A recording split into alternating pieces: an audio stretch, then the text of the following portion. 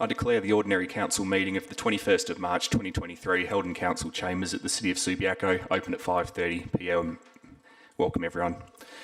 On behalf of the City of Subiaco, I acknowledge the Whadjuk Noongar people as the traditional custodians of the area. We recognise their cultural connection to the land and waterways of Subiaco and their continuing contribution to our city. We pay respect to their elders past, present and emerging, and extend that respect to all Aboriginal and Torres Strait Islander people. Please note that this meeting is being live streamed and recorded, and by being present at this meeting, members of the public consent to the possibility that their image and voice may be published online. Okay, attendances. It looks like we've got all councillors present in person, and we've got all 4 members of the New Look Executive Leadership Team here to assist us. So thank you, CEO and directors. Leave of absence requests. There's 2 this evening. The first is from Councillor Angela Hammersley, who's requested a leave of absence for the period 26 July 2023 to the 20th of September 2023 inclusive. Can I have a mover and a seconder for that, please? Councillor Kosovich and Councillor White. All those in favour? That leave application is approved unanimously.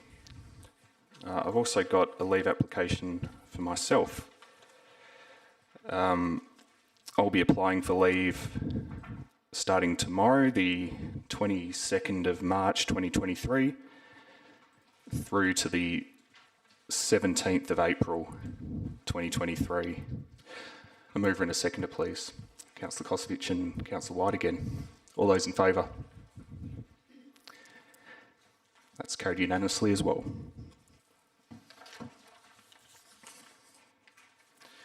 Are there any disclosures of interest tonight? No disclosures. Okay, there were no public questions taken on notice previously, so that brings us to public question time.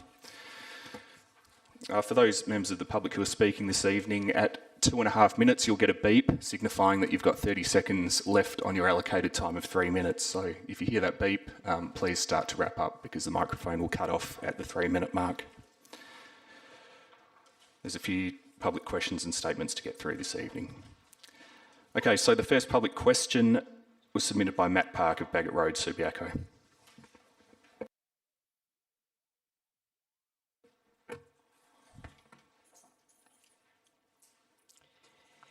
I would like to refer back to the council meeting held on the 21st of February, where one of the councillors addressed the room openly supporting the proposed facility.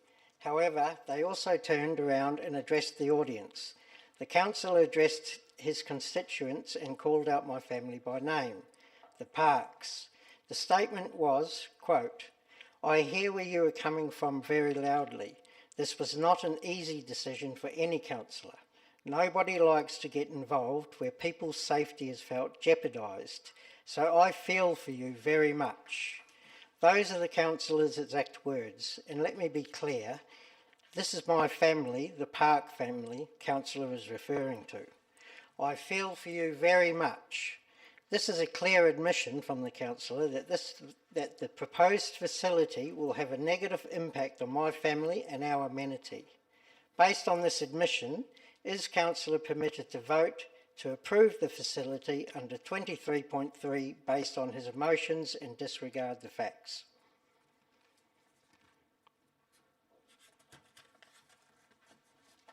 Okay, thanks, Mr. Park. We'll answer the first question. Is that going to be the CEO or the director? CEO. Thank you, Mr. Mayor. In considering development applications, elected members have a quasi-judicial role and are guided by legislation, including the Local Government Act of 1995 and the Planning and Development Act of 2005. Through this process, elected members are required to consider all materials in front of them and make decisions using the principles of procedural fairness and consider applications on planning grounds. At the 21 February 2013 Ordinary Council meeting, debate commenced as elected members considered the matter. Council then resolved to move to the next item of business, and this allowed for time for more information to be obtained. At this council meeting, the report to council for the development application has been updated, and elected members will be required to undertake their decision-making responsibilities for this application. The particular application involves a difficult decision for council, and each elected member needs to consider the merit of the information before them in accordance with the legislation. Elected members are open to debate the item as necessary and vote how they see fit for a particular item. They are not constrained by comments made at the previous council meeting. Elected members are human beings, and it's not unusual for elected members to acknowledge how members of the public may feel. This does not detract in any way from the requirement to evaluate the merits of the proposal and vote accordingly. Your second question.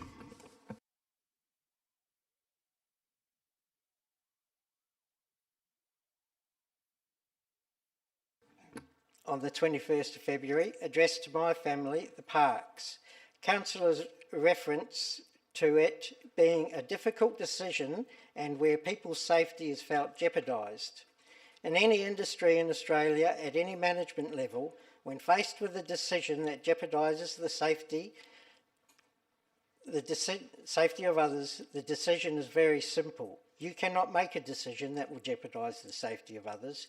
You have a duty of care to ensure you do not put people in situations of increased risk.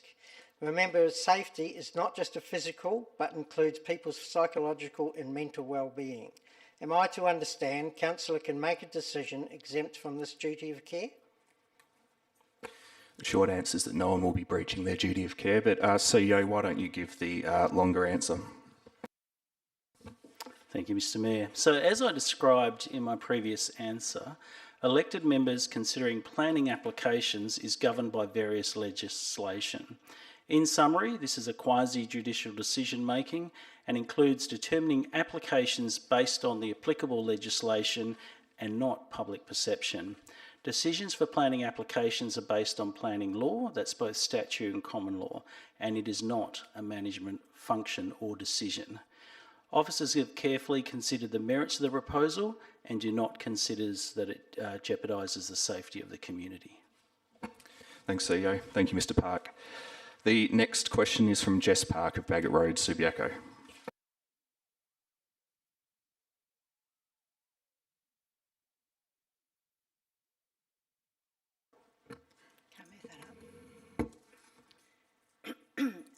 So in regards to the prior use of the office and manning levels, Town Planning have taken the words of the applicants and backed us up with photos selected from Google Maps.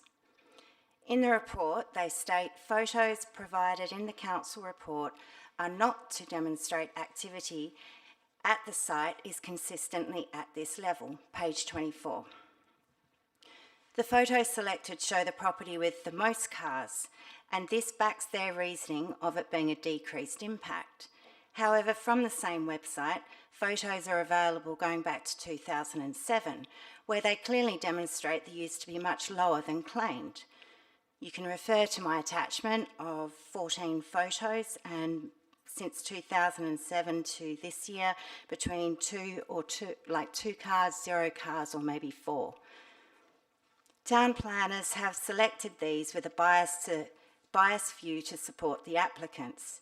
Town planning have totally disregarded statements and evidence provided by neighbouring properties, residents and their constituents. The town planners have clearly done this in support of the applicants who have their own agenda and no vested interest in the community. Why have the town planners totally disregarded the statements and evidence provided by the residents of Subiaco? The staff answer, please. Thank you for your question. So in preparing the report for council, public submissions received during the advertising period, they've been considered, they've been included and responded to, and this was included as part of the planning assessment. The report to council includes information sourced at a point in time, and it is not unusual for any property to vary in intensity, including residential properties which respond to their use by residents. Properties may be vacant or may host visitors at different times for different reasons. So officers have considered the application based on its merits and have provided an accurate and non-biased assessment of the proposal for determination by Council. I acknowledge that the officer recommendation may not align with everyone's views, and this is typical in many planning assessments. This does not, though, make the report decision biased. Question 2, please, Ms. Park. I have received hate mail for defending my amenity. I've had my personal integrity questioned and told I have no compassion or empathy, all because I fight a DA that will escalate my existing amenity. This is affecting us psychologically, financially, and consumed our families' lives since October last year. Our 2006 due diligence led us to purchase a residential home next to a residential home, owned by a charity and used as a small office, operating as a call centre. We knew any changes had to be less to our amenity. I'm fed up with being pushed into a corner and receiving unjust treatment from the very people, Subiaco Council, who are tasked with safeguarding my rights. I take extreme offence to a media report and hate mail suggesting a couple of neighbours in a leafy suburb are NIMBYs. It's upsetting to witness the town planning and Subiaco Council's apparent indifference toward the impact of their decisions on our family's well-being. How can the neglect of harmful consequences on a family, my family, and probably others, by town planning and Subiaco Council be addressed immediately and deemed as acceptable? Director of Development Services.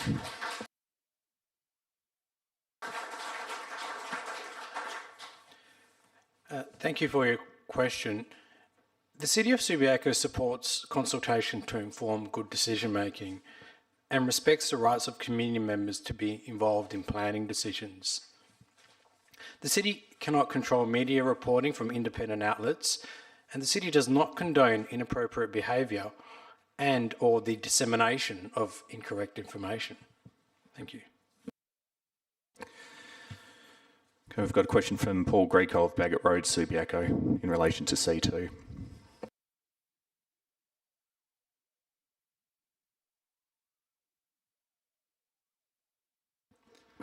Hello.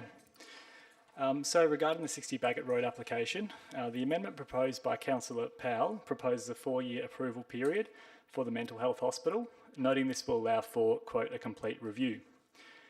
Could you please provide the detail on what the parameters of the review are? What specifically will you be reviewing? How will you measure it? And why do you need such a lengthy period to determine this? Director of Development Services. Thank you, and through you, Mayor. So the proposal is not for a hospital, and that is actually a separate land use under the City's local planning scheme number 5. And in the time of the review, you can consider the impact of the operations to the amenity of the locality. Thank you. Okay, we've got another question from Louisa Clayton of Bedford Avenue, Subiaco.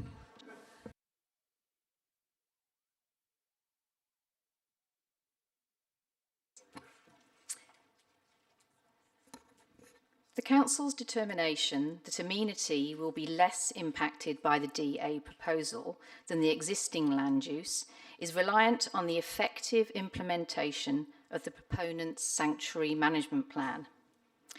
It is standard practice in industry that if a management plan, which manages risks associated with an activity or facility, is a basis or condition for regulatory approval, then compliance with the plan, as well as the effectiveness of the plan, will be monitored by the regulating organisation. Given the fact that this facility is the first example of its kind in Western Australia, and approval is reliant on a management plan, I have the following 2 questions. Can I ask these questions together, or do I have to? Yeah. Firstly, will it be a condition of planning approval for the proponent to report compliance with the management plan to the Council after a period of, say, a year?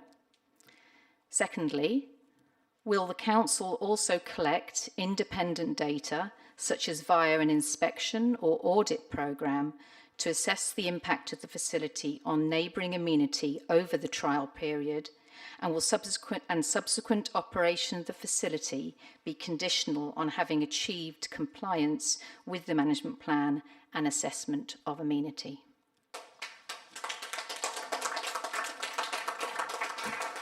Director of Development Services. Thank you for the questions, and through you, Mayor. So in response to your first question, the conditions of planning approval do not require compliance reporting of the management plan. The conditions of approval and plan seek to control the operation of the proposed use as it relates to amenity considerations. This is consistent with the operation of management plans used in the planning system. Operation outside of an improved management plan can be subject to compliance under the relevant planning legislation. In response to your second question, if the application was approved on a 4-year temporary basis, a separate application for development approval will be required should the operator elect to continue operations past the 4-year expiry date. And the City will monitor compliance with all relevant planning matters, and that's in accordance with our standard practice and legislation. Thank you. The final question is from Pippa Park of Bagot Road.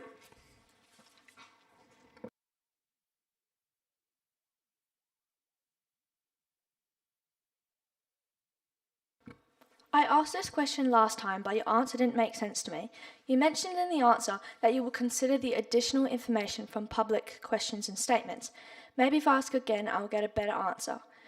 How do you honestly think this is less impact our everyday life?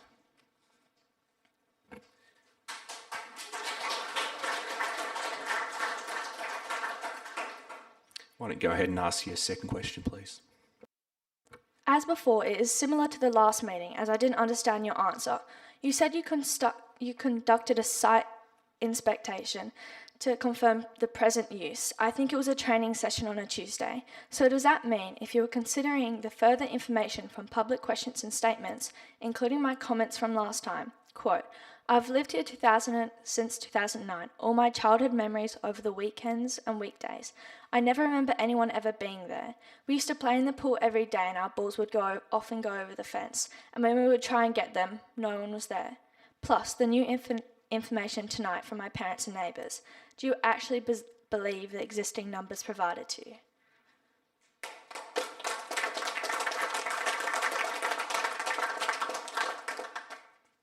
Director of Development Services.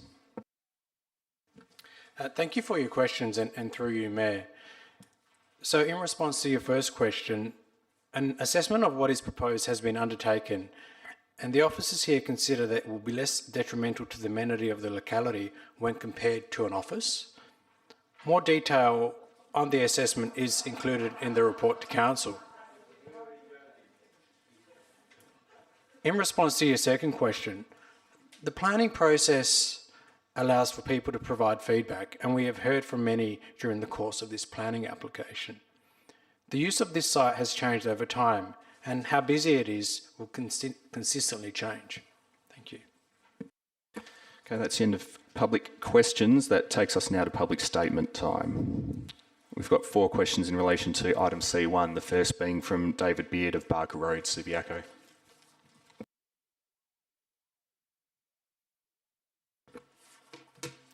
Thank you again for the opportunity to speak to the Council in regard to the proposed building on our western boundary. And again, I urge the Council to reject this application as it is presented. I indicated last time that I believe the application was misleading and didn't accurately reflect the visual appearance of the proposed building from the street frontage. The illustrations provided in the application indicated that none of the third level of the building would be visible from the street. I had a professional colleague assess the submitted plans, and they've shown a significant amount of the upper story would be visible from the street. You can see in the illustrations that are provided. If you stand right at the fence line of my single-storey house, you can't see the back. If I go back a little bit, I can see the back of the house quite clearly, and if I step to the side, I can see the back of the house quite clearly. So to imply that you won't see the third story from the street is inaccurate. If you stand right at the front door, you won't see it. If you go back a little bit, you'll definitely see it, and the illustrations indicate that. In addition, to describe the property as two-storey and undercroft is misleading. The ground level slopes down to the north, so the middle floor is approximately 1.5 metres above ground level at the rear of the building. The elevation drawings, I think, are also deceptive. The existing fence line on the drawing makes it look like the top of the fence is 2/3 the height of the wall on our boundary. Having stood next to the fence, I can assure you it is nowhere near that height. It is closer to 1/3. From a personal impact perspective, the 3-level section of the proposed house is adjacent to our rear yard. The wall adjacent to our yard will be 6 metres, running almost the entire length of our yard area. I'm extremely concerned that this will create a heat trap, as it will significantly reduce the amount of breeze and airflow to our yard. Also, in relation to heat, the planning documents do not indicate the location of any air conditioning units. If these are placed adjacent to our property, it will have the effect of increasing hot air being blown into our yard with little breeze to dissipate the heat. Although we're on the eastern side of the proposed building and therefore not considered to be impacted by overshadowing, my estimates are that by having an 8-metre structure adjacent to our western boundary will mean our rear yard and decking will be in shade from mid-afternoon in winter and by about 4 p.m. in summer. The drawings and the proposed plans indicate that there was no overlooking into our property. However, a 1.65 metre screen on the eastern end of the alfresco area is inadequate to protect the privacy of our yard and rear deck. Local Planning Scheme 5 states that one of the aims of the scheme is encouraging the development that is in harmony with the cultural value of the area. These plans are nothing like other properties in the street or area. Apart from the design, the bulk and scale far exceed anything in the area. Subiaco planners have indicated story property. Mr. Beard, how much have you got left to go? Okay, just wrap it up then. There are other 2-storey properties in the area. I submit that most of those have rooms built into the roof structure to minimise the visual impact and remain in keeping with traditional houses in the precinct. The design and bulk of this house is nothing like other properties. For all these reasons listed, I ask that the council reject this application. Thank you. Julie Cass of Barker Road.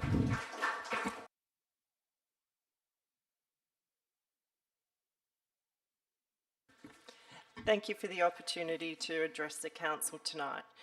If it is okay, I'll speak for my husband as well, who has the following statement, to keep it nice and concise. The Subiaco planning team have not provided a discretionary assessment for variation of visual privacy rule breaches to the design principle for visual privacy with respect to the western boundary where our house is located. The planning team have proposed this to be addressed through conditions of approval. The planning team have previously proposed standard conditions be applied requiring visual privacy to be achieved through the location of screening devices, including landscaping, fencing and screens, rather than requiring the applicant to make changes to the building layout. Also a standard condition available to the planning team and council. Due to the elevation of this block and the 3-storey aspect to the rear of this property, we do not believe screening devices are appropriate. We request this proposal be rejected and resubmitted with changes that comply with this design principle for visual privacy through changes to the building layout. As the residents on the western boundary, we require the full extent of the cone of privacy to be preserved, as the area that is impacted is our main outdoor recreation area. It's currently used as a children's playground, and we plan to replace it in the near future with a pool. To fully preserve our rights to privacy, the rear alfresco should be stepped back 4.5 metres off our boundary. The plans show it only 1.6 metres off the boundary. Because of the slopes in this area, the ground level of the alfresco is 3 metres above ground level on 126 Barker Road and 1.42 metres above ground level on our property. The screen wall on our boundary is 1.8 metres high, hence incapable of providing any visual privacy for the proposed rear alfresco. All conditions applied to achieve privacy need to consider the RLs on both sides of the fence and preserve the 7.5 metre cone of privacy that the planning rules dictate. We are concerned that screening via a fence that would have to be 3.1 metres on their side or 3.3 metres on our side would reduce sunlight and airflow. The planning team have already told them they had to reduce the length of parapet walls to avoid having excessive parapet walls on the boundary. This would be like having another 9 metres of parapet wall. Please reject these plans and require visual privacy to be achieved with my husband's timing. Sorry, say that again.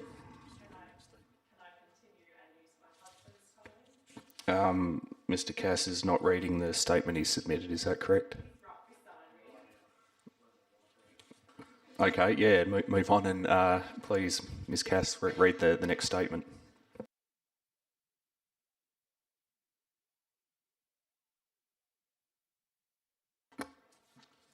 Discretionary approval for the building height has been recommended by the planning team based on how the building height at street level compares to other buildings in the area. This is possible if the council agrees that the building height creates no adverse impact on the amenity of adjoining properties. Due to the elevation of this block, the wall height and roof height numbers are misleading and do not correctly represent how the new building will impact neighbouring properties. The applicant's surveyors have quoted natural ground level on our property at 27.58 metres RL. The rear wall height will be 35.2 metres and the roof 36.95 metres. This is equivalent to a wall height of 7.6 metres and a roof height of 9.37 metres. This will reduce direct sunlight to our open plan living area, as the high window on our eastern boundary and 2 bedrooms and studies on this side of the house, one on the ground floor and one in the basement. The third story will be 2.1 metres off the boundary and 9.37 metres high opposite the basement window, which is at natural ground level. We'll never see daylight again. This room is used for work from home 2 days a week by myself and 3 weeks every other 3 weeks by my husband. The excessive height of this building will significantly change the amenity of all 3 rooms with major openings on our eastern boundary. Visual privacy is also a concern. Initial plans showed the front area in front of the bay window on the 3rd floor to be used as a sitting area with lounges. The updated plans have removed the lounges so that it could be classed as an uninhabited room. As the purpose of the bay window is only to appreciate the view into our backyard, we request that the 3rd story, if it is allowed to remain, has a window that's made opaque so that we have private amenity in our backyard. The parapet wall is shown to be built in front of my son's bedroom. Plans show that the applicant would like to build this wall on our property, so it has a negative step back. It's not even on their property. This wall is wholly built and paid for by my husband and I, and should be considered a screen wall, not a boundary fence, and therefore our sole property, and therefore not a structure the applicant can alter in any way. The parapet wall will be 3.9 metres high in front of this window and severely reduce our sunlight and ventilation. Planners have also proposed that the boundary walls do not need to be finished to the same standard as the existing screen wall. We would request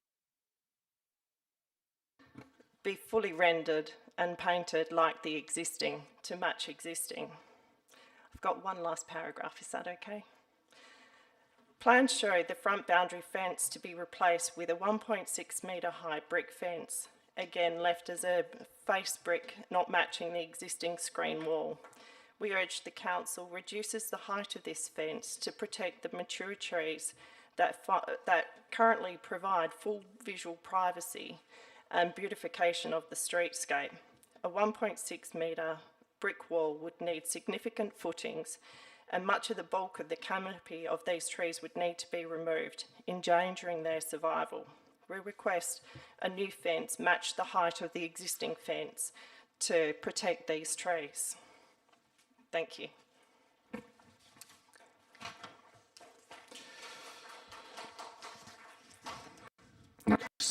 Shao of Barker Road, a statement on C1.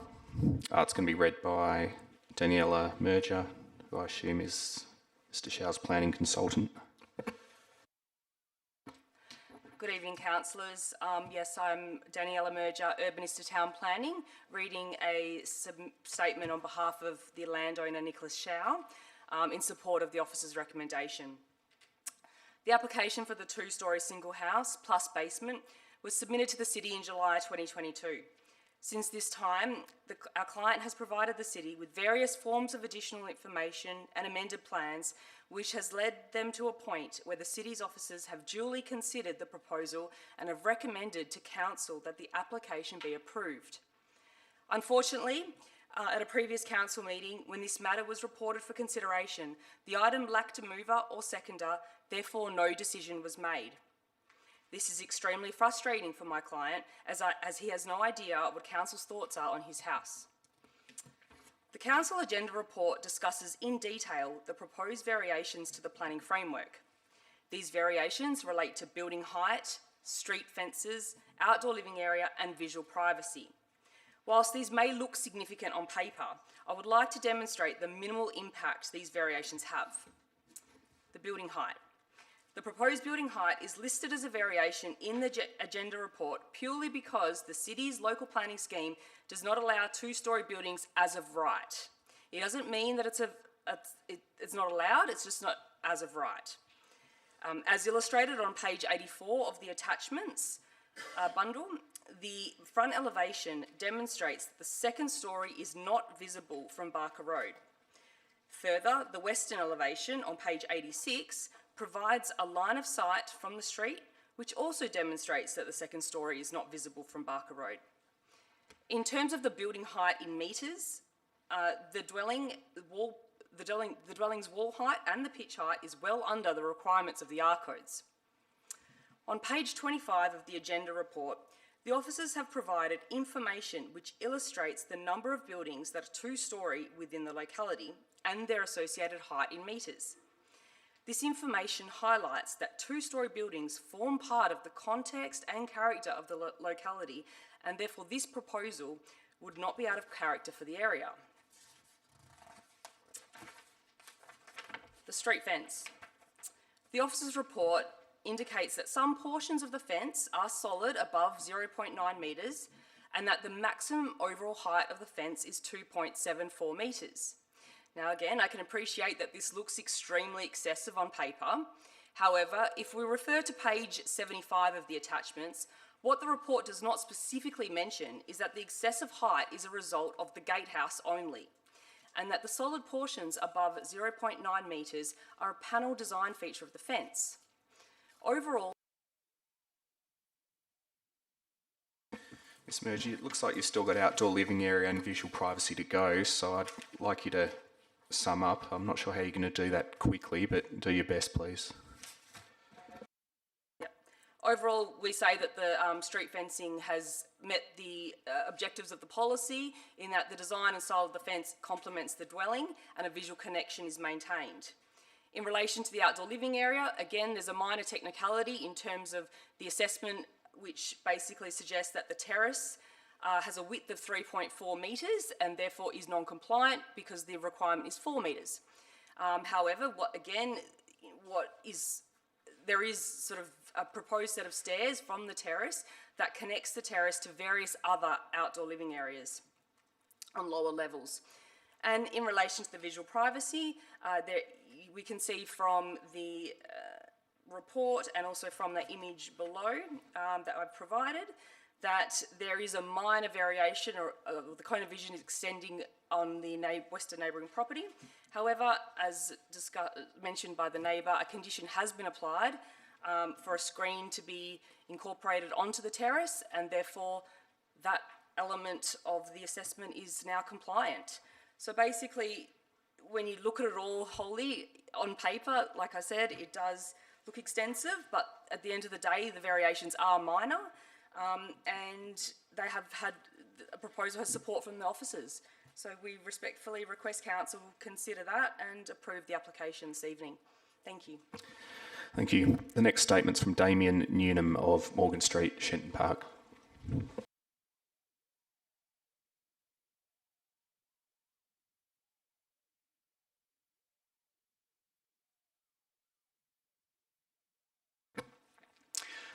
If maybe I could start, I misunderstood the process. I have two questions. Would you allow me to ask them? No, we've finished with questions, so just read your statement, please.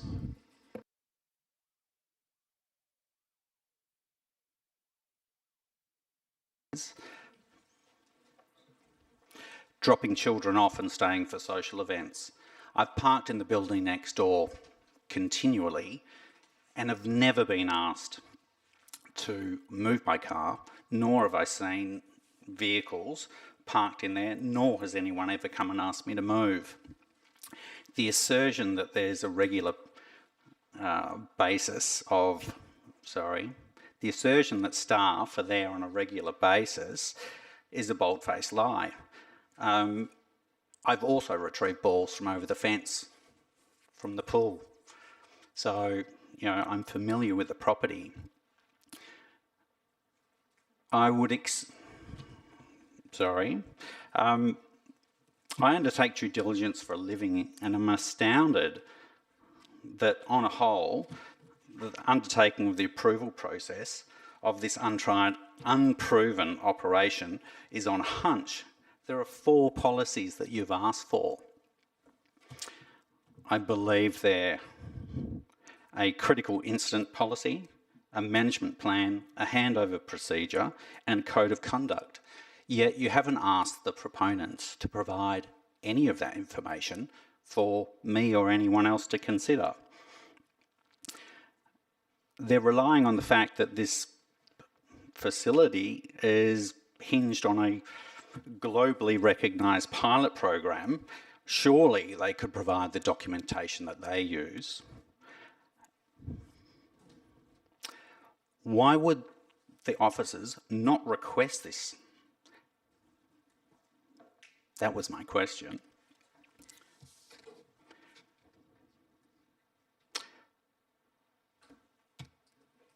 I'm going to perhaps not read some of these. I was advised that I was being defamatory earlier in the week. Your approach is not factual. You're basing this and you're falling into a political correctness vortex. The decision should be, does this impact the amenity of the Parks family and surrounding residents? How could housing 5 patients and 15 staff a day have a lesser impact than an office which is thoroughly unstaffed? Furthermore, why wouldn't you require the staffing levels from that facility to justify whether or not this would create a lesser or more impact? It's a really simple exercise. Okay, thank you. The next statement's from John Boofler of Barker Road, Subiaco.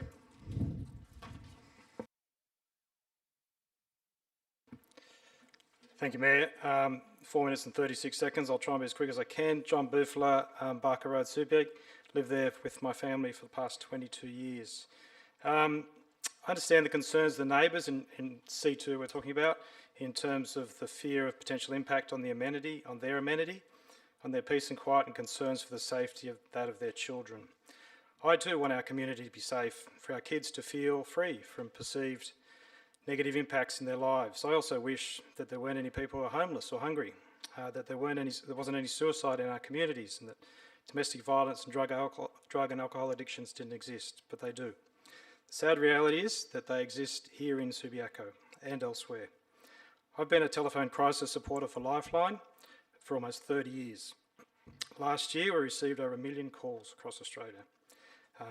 In fact, I'll be on the phones tonight after this, and I know I'll be talking with young people about suicidal ideation. I think we're all in agreement that the youth suicide sanctuary service is needed, and without being dramatic, it's going to save the lives of people, of young people. So when I heard about this application, I was particularly interested. I haven't been to council for 5 years, but it sparked my interest. I've looked at the service model, the Maytree model in London. There's a strong and successful track record, been operating for over 20 years. I've watched the video. If you haven't, I'd encourage you to do so. Understand there hasn't been a single high-risk incident in the service since it was established.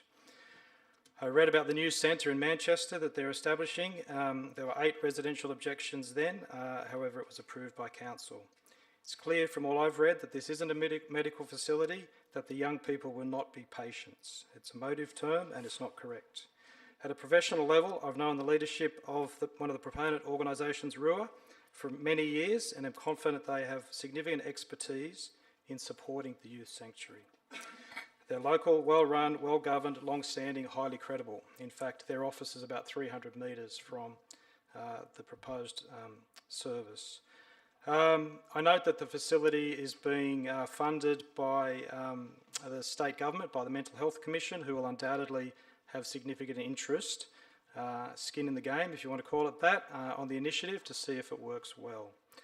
I also noted that there are other key support services in the city of Subiaco, including Fresh Start, and appreciate the importance they have in helping people to get their lives back on track while staying respectful to neighbours.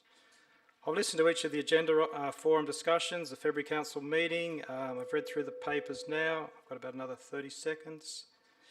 I agree that it would be helpful to give peace of mind to local residents if the management plan includes a code of conduct, handover procedures, critical response plan incorporating local contacts for local residents. Sorry, just another 30 seconds. The thorough process of deliberation and discussion with this proposal has undoubtedly highlighted to the applicants the importance of being good neighbours, of doing their level best to maintain the amenity of the area and to addressing in a supportive way any issues which may arise. Last paragraph. Lastly, I've reflected on how I would feel if such a service was being set up next to our home. My view is we'd be accepting of it. I deeply believe, and you can laugh if you want, I deeply believe we have a responsibility to support people in need, that one day they might be our loved ones, our schoolmates, our friends, and then if so, how grateful would we be to have such a service to support them? As a community, it's everyone's responsibility to do all we can to reduce the risk of youth suicide, to support young people with the challenges they face and to help them on their recovery journey. I'd encourage the Council to improve the application, and thanks for all you do for the city. Thanks, Mr. Bufler. Just a reminder to the public gallery that this is a serious subject matter. I haven't heard anything funny this evening, so I just ask that the laughter is kept to a minimum, or perhaps there is no laughter at all. At least not when we're talking about C2, please. Paul Greco from Bagot Road.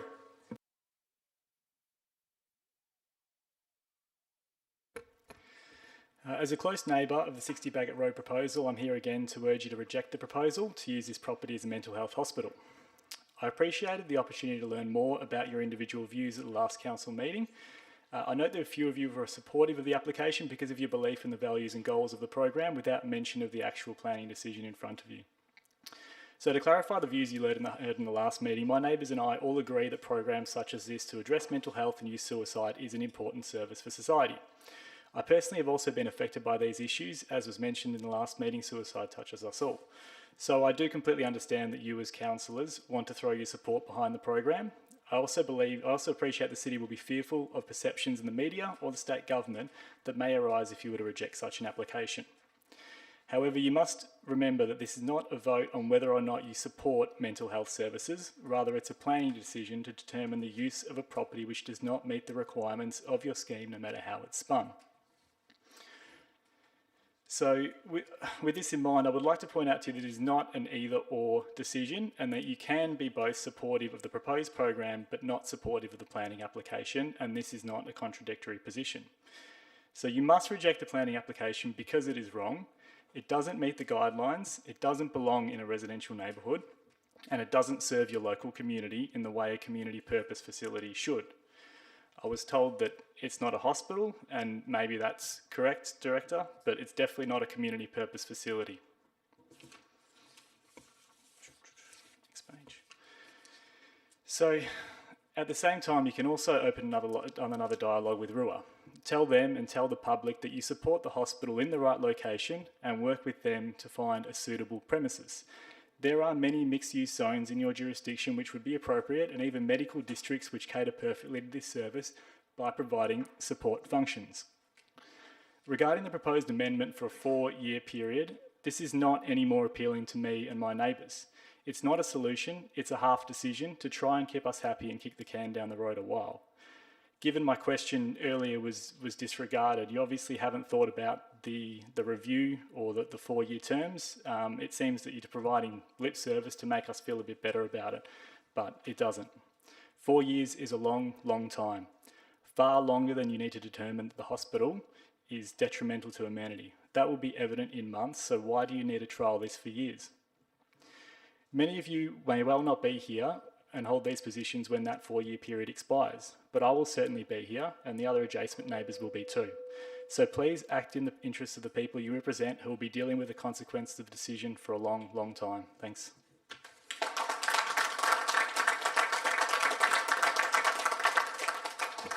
Louisa Clayton of Bedford Avenue.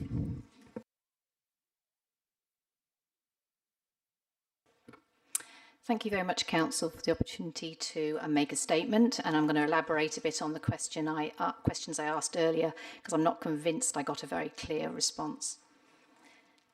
As a local resident of Subiaco, I would like to certainly acknowledge the very worthy concept of a mental health accommodation facility for suicide-prone young people in our suburb. However, I do question the proposed change of land use for this specific property and the potential impact it may have on the amenity of neighbouring properties. Specifically, the Council's determination that residential amenity will be less impacted by the DO proposal is reliant on the effective implementation of the numerous management controls in the proponent's sanctuary management plan and a lot of the procedures that accompany it.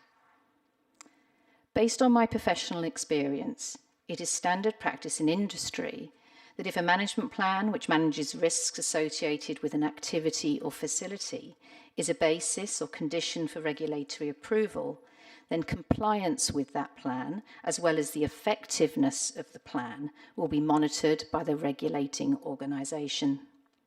The proponent is required to report their compliance with the plan to be assessed by the regulator over a defined time period. The regulator would also undertake independent data gathering through an inspection or audit process or equivalent. Given the fact that the proposed facility is the first example of its kind in Western Australia and reliant on implementation of the proponent's management plan, I would suggest that the Council, as the regulator, should adopt a similar regulatory process for assessing compliance with the plan and checking its effectiveness over a time frame that would limit any potential or unexpected impacts to neighbours' amenity. A period of a year would be an appropriate initial review period, after which continued operation of the facility would be conditional on ongoing conformance with the plan and demonstration that residential amenity is not more negatively impacted than prior land use. In conclusion, I would ask that the elected members ensure they are confident that a sufficient regulatory compliance process is in place and is a condition of approval before they consider supporting the proposal. Thank you.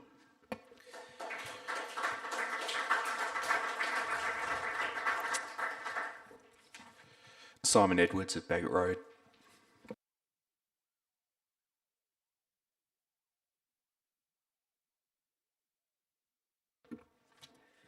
Good evening, and thank you, Council, for the opportunity to make a statement of support on item C2. My name is Simon Edmonds, and together with my wife Tara and our 2 young daughters, we live on Bagot Road across from the proposed youth sanctuary in a family home where we plan to stay for the long term.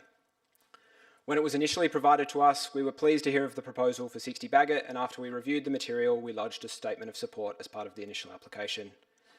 We've been grateful to the team from Samaritans for visiting us to discuss the proposal, and have also been grateful for the respectful way in which our neighbours who have taken a different view have shared their perspectives with us. In reviewing the material, we read about the Maitree model, drew on our personal experience and that of our family and friends, and have read and listened carefully to the concerns raised by our neighbours. From a planning scheme perspective, the conclusions of council staff included in the agenda item made sense to me, and I'm not concerned about the capacity for the proposed facility to be managed sensibly. Instead, in forming our view, we thought more about how it will impact us and our kids, how it will impact our sense of livability and pleasantness of our street, what kind of community we want to live in, and what kind of amenities we want available to our kids, to our neighbours, and to the broader community. We know that there's good evidence for the benefits of this kind of small, early intervention, non-medical care. And importantly, we understand that there are also specific benefits to such services being located in the community rather than within the hospital system or limited to non-residential areas. Establishing this facility in a residential area not only helps to provide more effective support by encouraging earlier intervention, simplifying access and avoiding the complexities of the health system, while reducing the barriers of shame and isolation that can be felt by those who need support. Community-based facilities can also help to break down some of the barriers and reduce the stigma that can be a regrettable impediment to the delivery of much-needed care. In this context, we see the proposed youth sanctuary as an enhancement to our local amenity. I worry much more about the impact on communities that comes from the absence of facilities like this than I do the sights and sounds of residents, staff and volunteers, which I don't expect will bother me. We would be pleased to have the youth sanctuary across from us, and my hope over time would be that my family and our community can contribute to it being a success. Thank you. Jess Parker, Bagot Road.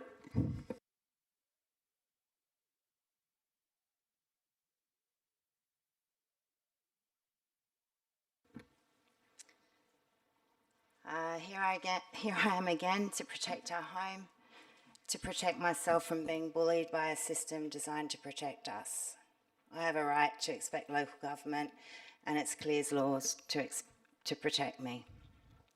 I'm not a town planner and I'm not a lawyer, but it's pretty clear to me your decisions will affect me, and the fact that you have used our council rates to get multiple legal opinions to back your town planners, you think I'm right.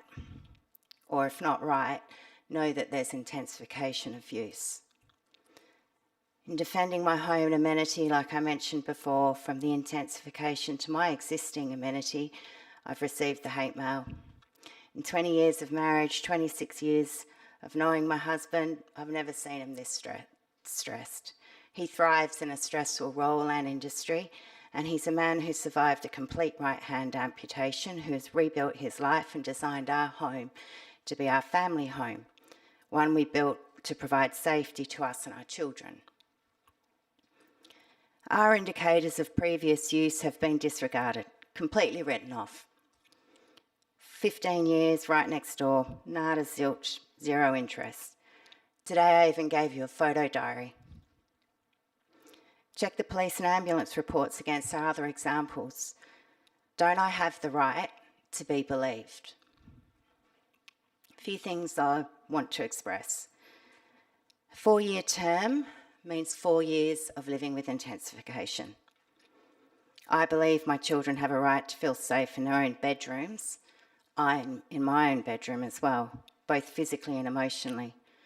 Why is it increased impact to me?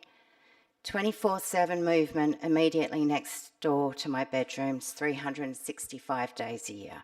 The roster: 6 a.m, 7 a.m, 9 a.m, 2 p.m, 4 p.m, 8 p.m, 9 p.m, and 10 p.m. Face-to-face people, hundreds upon hundreds, every year. A pilot where we will endure their trial, errors and learnings. 365 days a year, 24/7. This never, ever stops. Never. This scares me. Staff and residents are coming to 60 Bagot Road for one reason: their job, calling, or its service. These people are transient. It's not conducive to a residential home.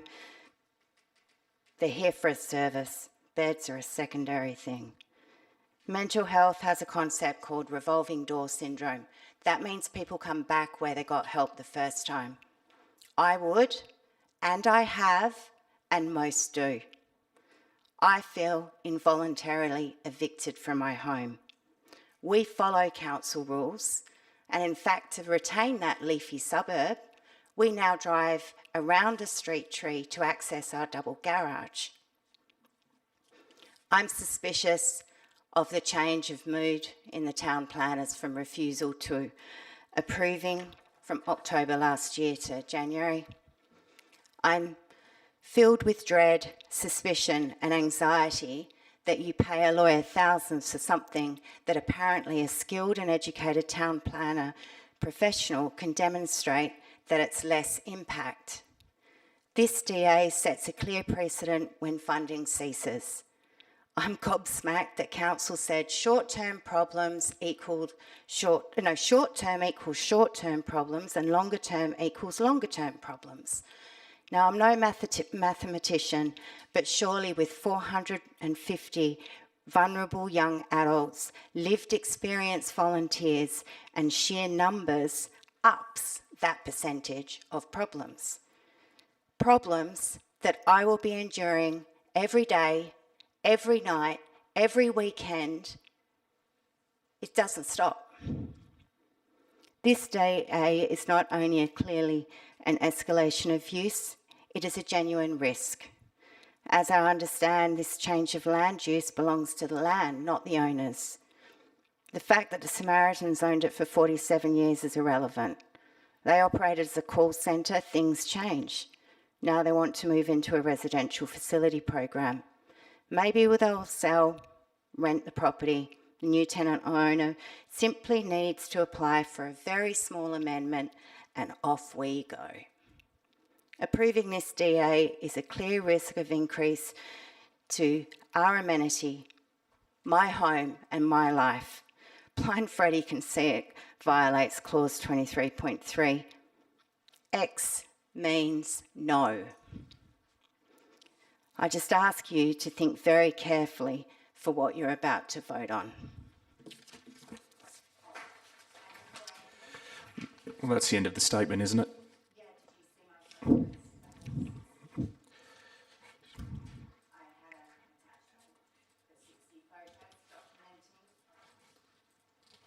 They say tells a story. Well, no, we don't need you to provide any commentary on the photos. Thank you for your statement. The next one is from Chris Clayton of Bedford Avenue.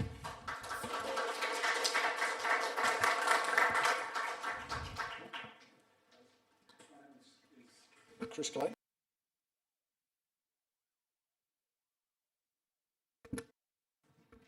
My relevant experience is therefore in the local amenity over that period of time, and that's the issue that I think you're talking about today. So the other points around the undoubted worthiness of this facility, absolutely not in question. Nobody will debate that, so they're not really the point of the debate. The point is amenity. The planning department themselves have said if you believe that amenity is impacted negatively, you must disapprove this application. It seems to fall into two real categories: site usage, people on site, and the risk associated with this potential new facility. People on site, correct me if I'm wrong, but the data seems to be provided by the existing tenant who is in support of the application. You must have some doubt about whether or not that is conflicted. You must. The data that's provided by the pictures that are provided by the planning group, a couple of pictures, absolutely, they advise that it's 2 to 4 cars on site. The pictures that I provided you, there's only 13. It's not scientific, it's not comprehensive, it's not exhaustive, but it is illustrative. It's correct, there are 2 to 4. Over the last 3 weeks, that's all it is. 2 to 4 cars on site, a couple of days when there were a few more. At weekends and nights, virtually none. If you believe that 5 staff, 5 volunteers, 24 days, 24/7 is going to have a lower impact than that, be my guest. Vote away. It just can't be true. On the risk situation, there's no doubt that Rural have done an exceptional job with the management plan. My background's in corporate governance. I've looked at management plans all my life, but management plans are only as good as their implementation. They can only be that good. They can only be as good as the volunteers that implement it. Their existence implies an increased level of risk. And we're not talking about materiality of risk here. We're talking about incremental difference between the current baseline and the future state. That's all. If you believe it's the same, vote away. It can't be true. It just can't be. It can't be the same. The planning guidelines are what you're voting on, not anything else. If you still believe that it's okay, then at the very minimum, you have to hold people accountable to prove that the amenity has not been changed.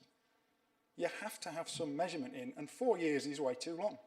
Somebody lives with something for 4 years, well, it's too late. Anything can happen in 4 years. You have to have some smaller time frame and some independent mechanism to gather data that proves that the amenity has not been impacted.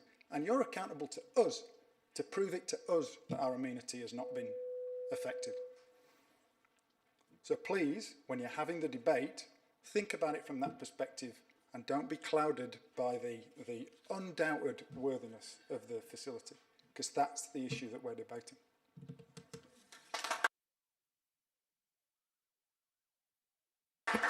Matthew Park of Bagot Road.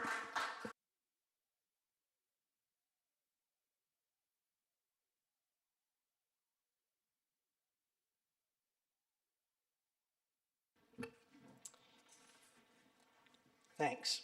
We purchased our house in 2006 and whilst carrying out our due diligence confirmed the house next door was operating under the change of use as an office. We purchased the property knowing the property next door could not have a change of use and be a greater impact to us. The proposed facility is destructive to the mental health of our family. To have a facility housing such a large number of vulnerable people in need of care and constant overnight activity just metres away from our bedrooms and our property will cause heightened levels of anxiety for us and our children. We, especially our children, should not be forced to live with this increased level of anxiety. The proposed facility is a pilot scheme that has never been trialled anywhere in Australia. There is clearly going to be many challenges faced with managing such a facility. A lot of this is going to be trial and error. Trials and errors that we will be required to live through. We will hear and experience all of these. This is more detrimental than the existing office use. Amenity includes protection from pollution and odours. The proposed facility will cause increased odours. People in distress situations use smoking and vaping as a coping mechanism. People in distressed situations don't have a peaceful night's sleep. Where is it proposed this large number of people will smoke and vape over a 24-hour period? Amenity includes privacy and quiet. The high turnover of people transiting the property every day and every night, every day of the year will greatly impact our privacy and quiet. This facility is a machine. It never sleeps and it never stops. Not a single morning or evening of the year will be without large numbers of movements early in the morning and late at night. People in a normal residential home generally respect their neighbours when coming and going late at night. People in work situations do not. This is not less intensive than the current office use. The fact that town planning have disregarded statements and evidence provided by residents in regard to the facility's historic level of use and sided with the applicant's unsubstantiated claims is astonishing and disrespectful to its constituents. The information provided by the applicants is false and misleading. I can state this again as a neighbour of 14 years. There is no doubt in anyone's mind that this facility will be more detrimental to the amenity of the locality, and everyone in this room knows it.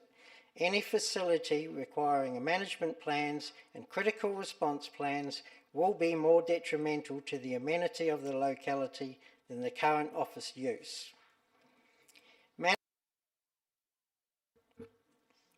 management and critical response plans that the Council has stated it will not be policing. Ensuring the facility adheres to these plans will only be carried out by the community. This is detrimental to our mental well-being and impacts on our amenity. We should not be put in a position where we are required to police such a facility. There is a lot of suspicion within the community as to why the Council has downplayed the impact this facility will have on our neighbourhood and community. My wife and I have received countless emails, messages and phone calls from mothers groups, parents and friends who are concerned. Town planners' assessment have used minute details such as the current hoarding signs being removed as justification that makes the proposed use more compatible than the current use. This is clutching at straws and shows the level at which the Council are prepared to go to gain approval. Mr. Park, how much longer have you got to go? Because it seems like you're adding lib now. This isn't the statement that you submitted. Are you able to sum up quickly? Okay, please do that. You're over time now. The Council has disregarded the concerns made by its residents and sided with the applicants who have no vested interest in our community. My wife and I have received hate mails from people portraying us as NIMBYs. This is not about us being NIMBYs. This is about us protecting our children, our home and our amenities. Had the Council carried out its own due diligence properly and came to an honest and informed decision, we would not be in this position. The councillors will vote to approve or reject this proposal tonight.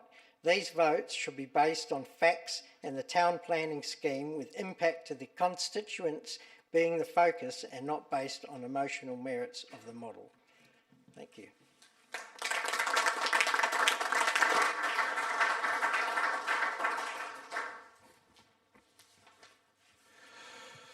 Amy Fells, I don't have your street address here, but I'm sure we can work out where you're from.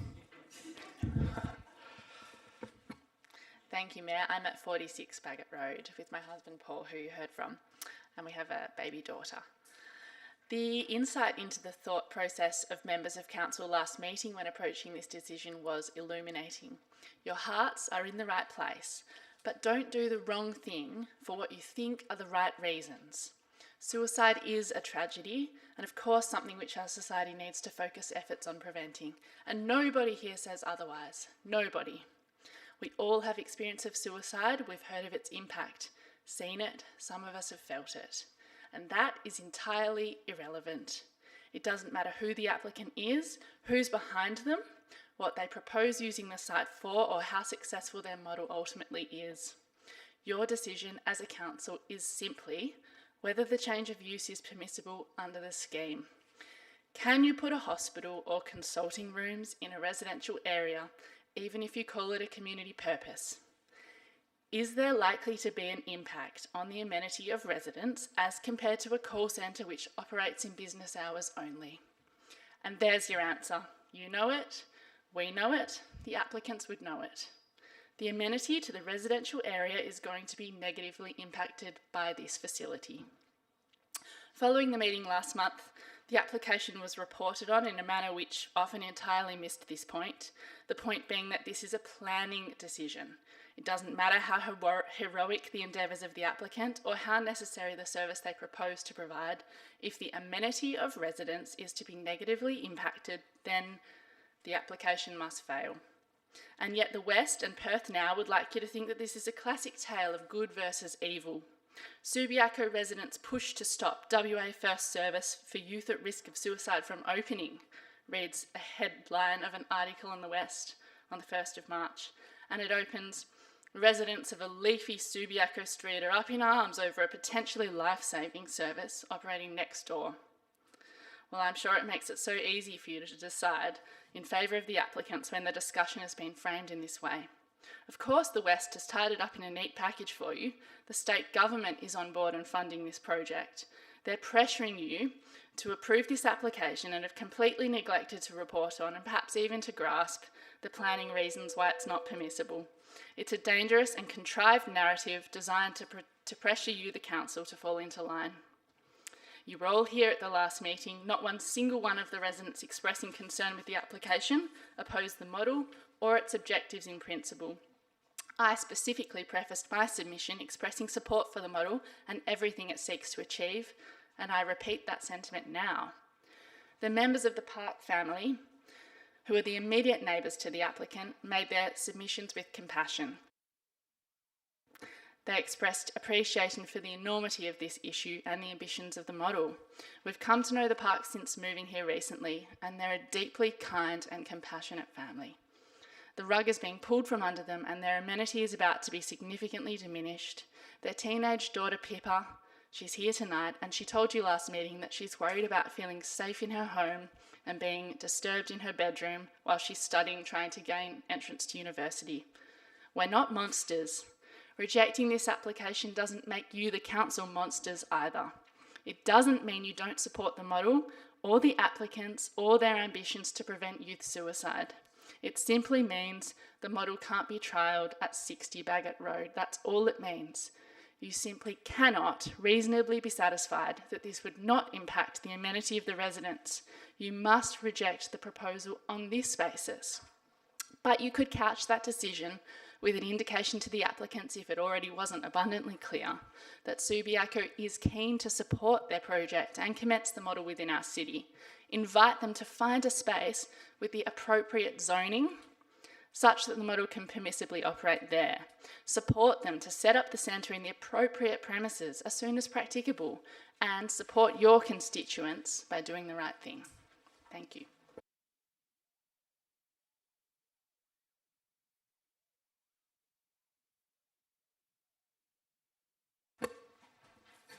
Lorna McGregor of Subiaco Square Road, Subiaco. Thank you, councillors.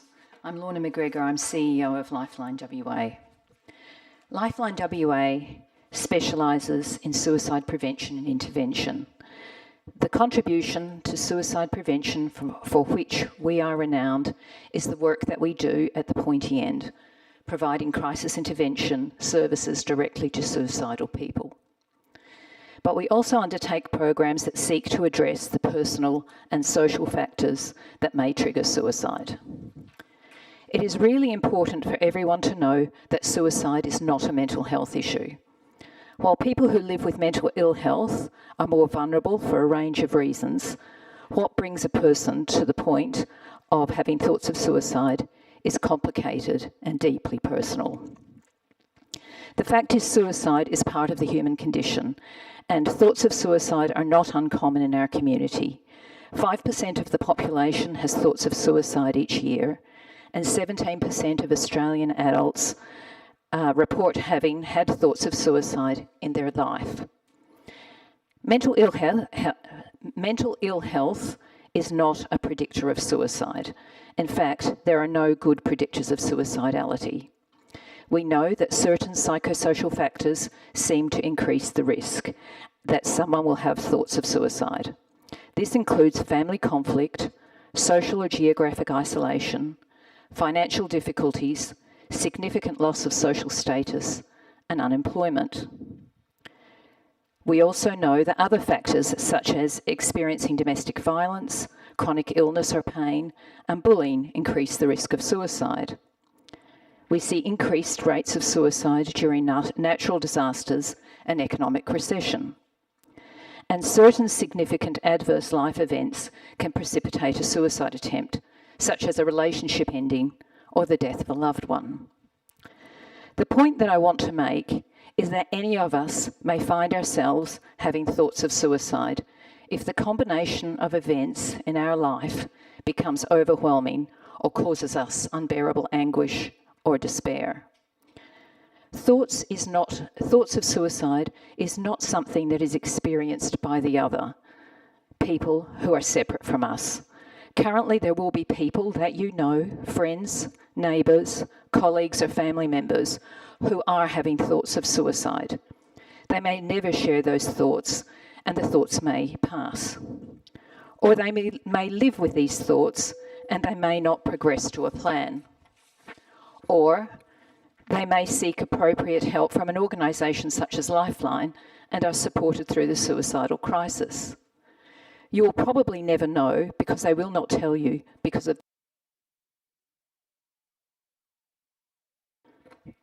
because of the shame and stigma. As a community, we can embrace those who have found that their life circumstances has pushed them beyond their coping capacity and ensure that they have access to compassionate support. This is what Youth Sanctuary will provide to some of our young people who have reached their breaking point, and that is why Lifeline WA supports the program.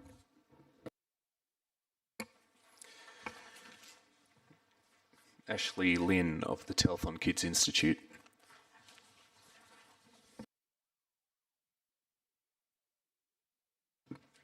Thank you, councillors. Telethon Kids Institute is passionate about making lasting change to the health and wellbeing of our community.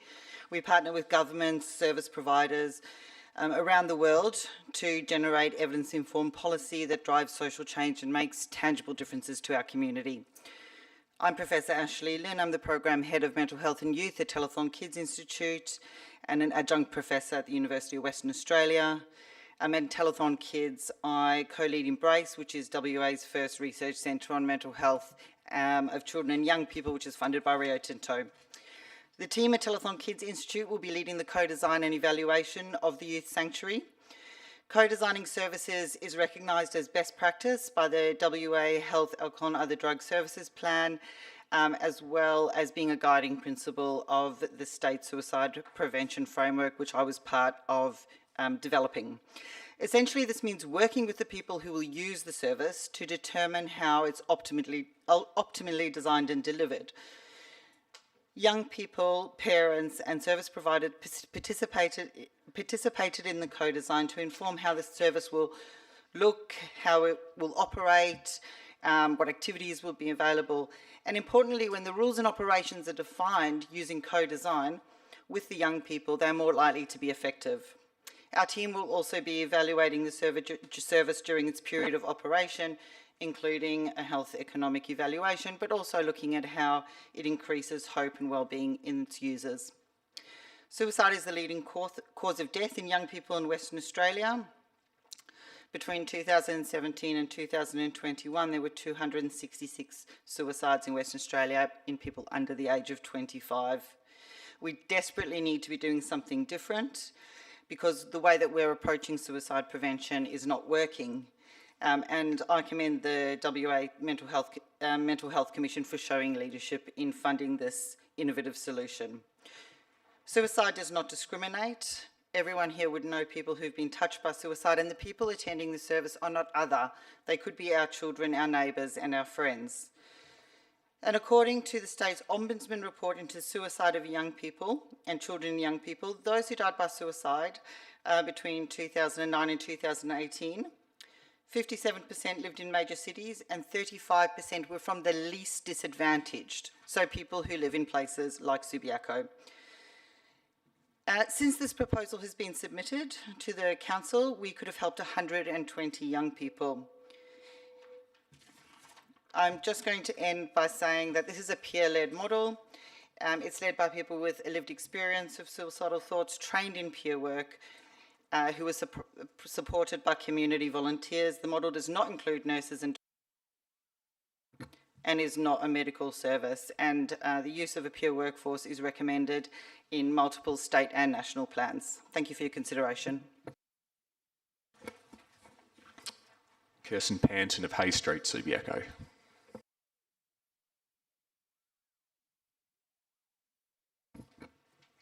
My name is Kirsten Panton and I'm the Youth Sanctuary Development Lead, Clinical Psychologist and Honorary Research Fellow at UWA. I'm responsible for providing the clinical oversight for the service, which will include supervision and support of staff. The Youth Sanctuary is a non-medical residential centre providing early intervention for 16 to 24-year-old young people who are experiencing thoughts of suicide. The Youth Sanctuary will house up to 5 people at any one time for the 4-night, 5-day stay. The sanctuary will be a place for young people to build hope and resilience. Young people can engage in structured and unstructured therapeutic activities, which will be quiet in nature, as we want to create a calm and tranquil environment for our young people. These will include one-to-one therapy and group activities. There will be several opportunities for the young person to engage in relaxing activities such as yoga, meditation, art-based activities, journaling, gardening and board games. Skill groups will be run to teach young people distress tolerance, emotion regulation, relaxation and mindfulness. There will also be quiet time in the evenings where young people can choose how to spend their time indoors. The service is based on the Maytree model in the UK, which has been running successfully for the last 20 years. The Maytree utilises the befriending approach, which is at the core of how the Samaritans operate. All Youth Sanctuary staff will be trained in this approach, providing several opportunities for young people for befriending to occur during their stay. Additionally, all staff will be trained in counselling micro skills, suicide intervention and risk assessment, crisis intervention and trauma-informed care.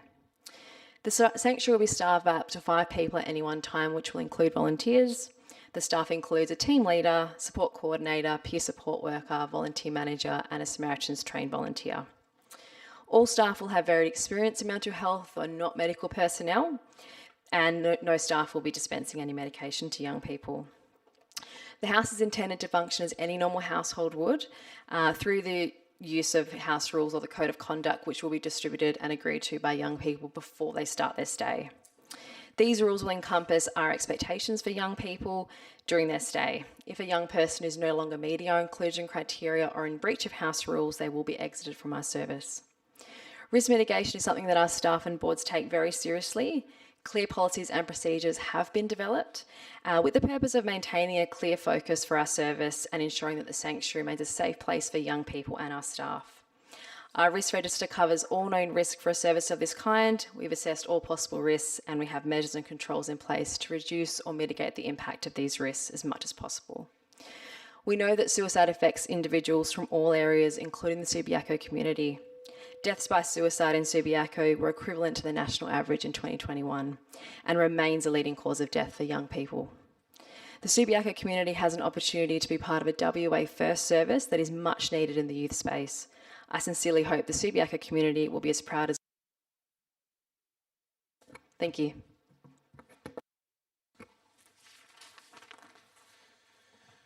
Zrinka Highfield of Bagot Road, Subiaco.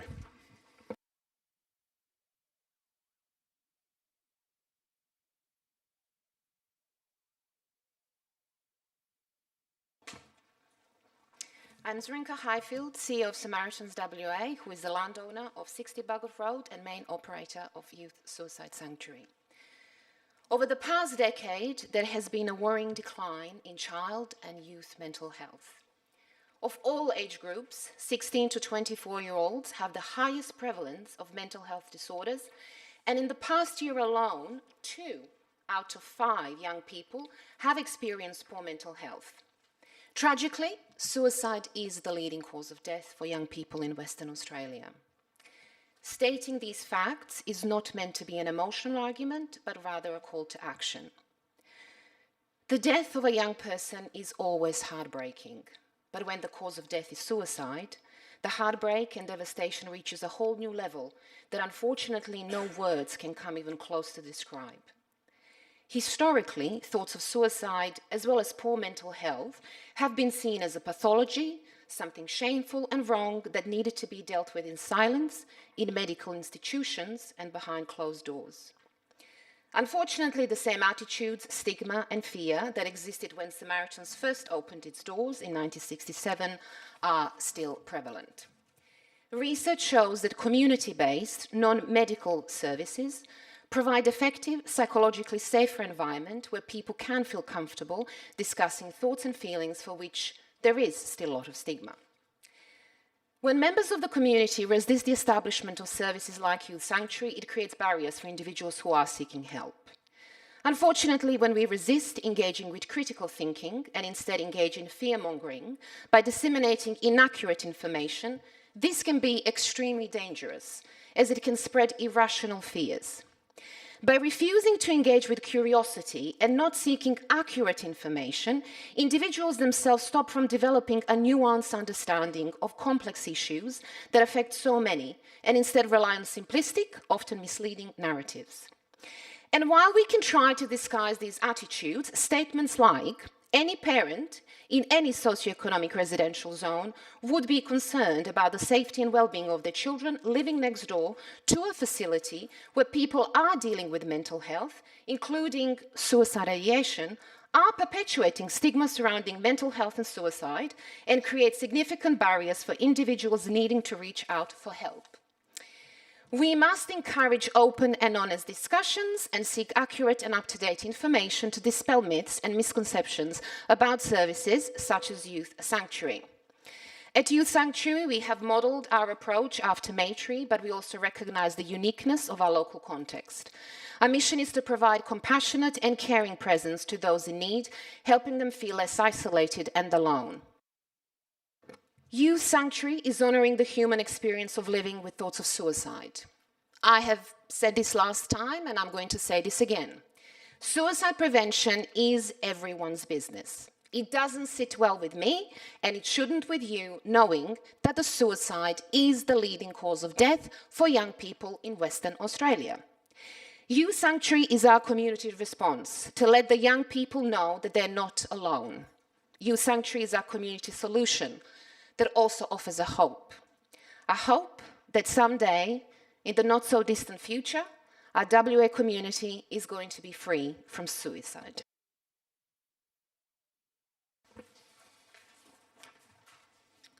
Sheila McHale of Hay Street, Subiaco. A statement to be read by Deborah Zanella.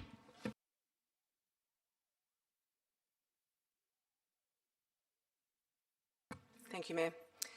So I read on behalf of Sheila McHale, a ratepayer of the City of Subiaco for 15 years in Kings Road, Subiaco, 100 metres from 60 Bagot Road. And prior to that, and since 1978, she was a resident at 68 Rupert Street. She's grateful to Jess and I'm grateful to Jess and Matt for letterboxing my home on 2 occasions, apprising me of their concerns in relation to the proposal. Their concerns stirred my curiosity and their arguments were all too familiar to me, synthesised as respectfully as follows. We know there is a need for the service and we do not oppose the concept, but just not here.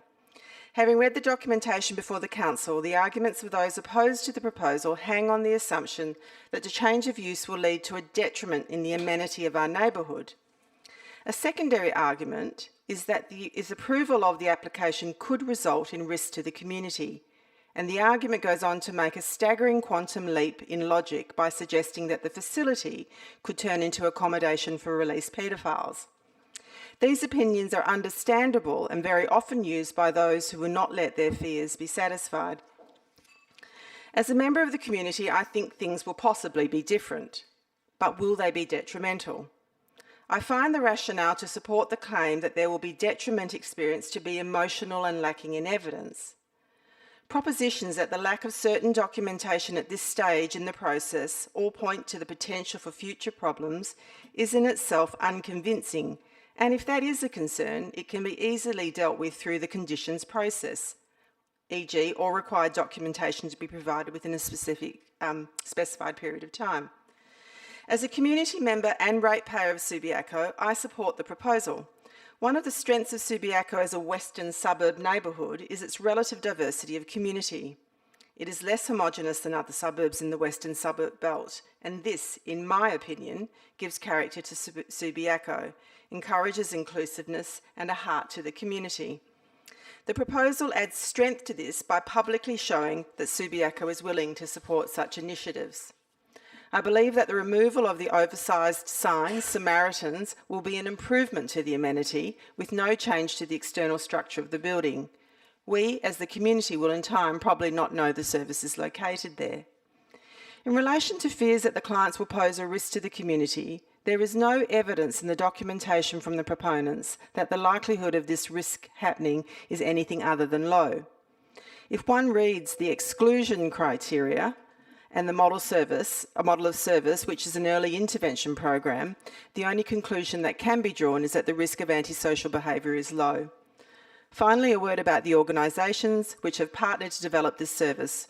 RURA and the are long-established, highly respected and have high standards of governance and are required to be externally accredited and audited. They also have boards and government funders and supporters who expect the highest possible standard of probity. Thank you.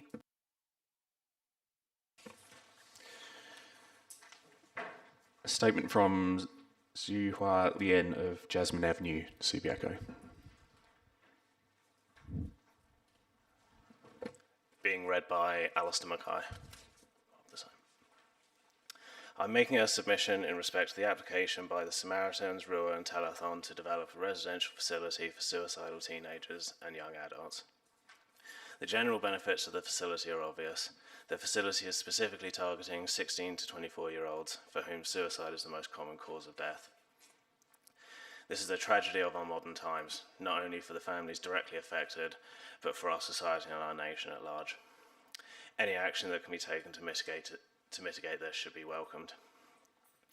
This model of very small facilities in residential areas has a proven track record of success overseas, the so-called Maytree model. As to the impact to the local area, the managers of the facility are long-standing and professional organisations. The number of residents being housed in the facility is very small.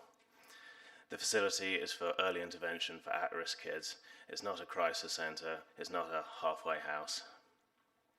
The facility is specifically excluding categories of people like substance abusers, the homeless, people with profound mental health problems who require more intensive help.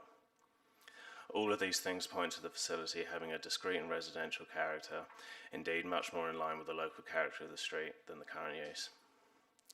To summarise, the proposed facility provides a clearly beneficial service for our city and our state.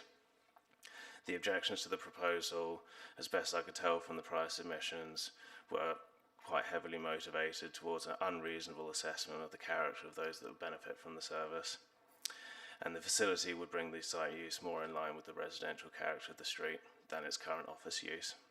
Therefore, I urge you to support the application. Thank you. Richard Shade of Sadlier Street, Subiaco.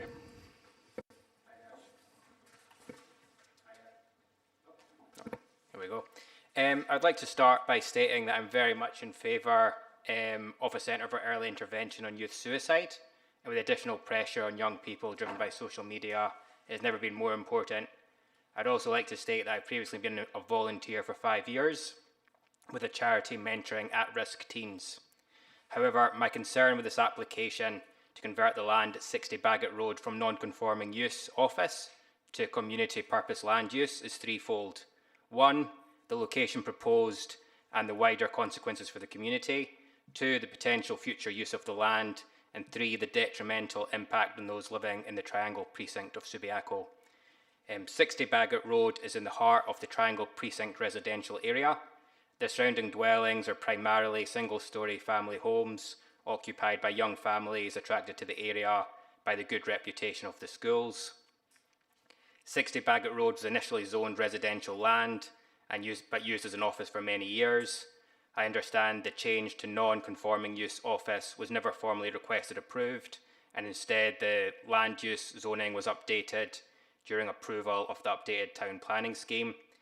It is now proposed for the land to be rezoned as community purpose land use, and if this is approved, what is to stop a future application by any owner within the community on any residential street to firstly apply to convert their land use from residential to office, and then from office to community purpose land?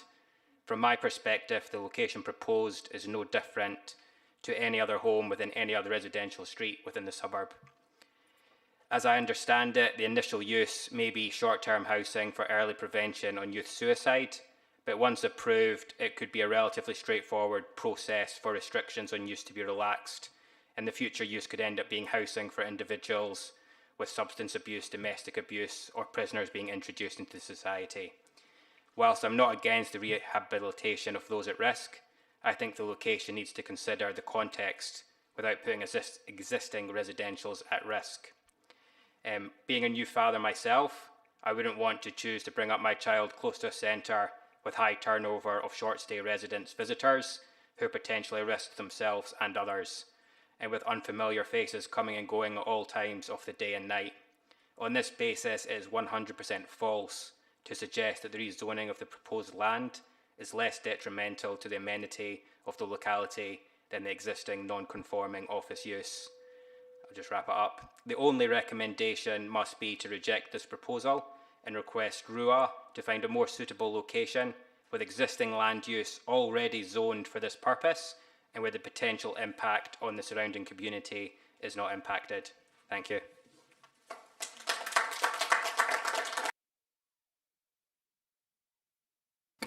Martin Flint, Flint Legal, on behalf of the applicant.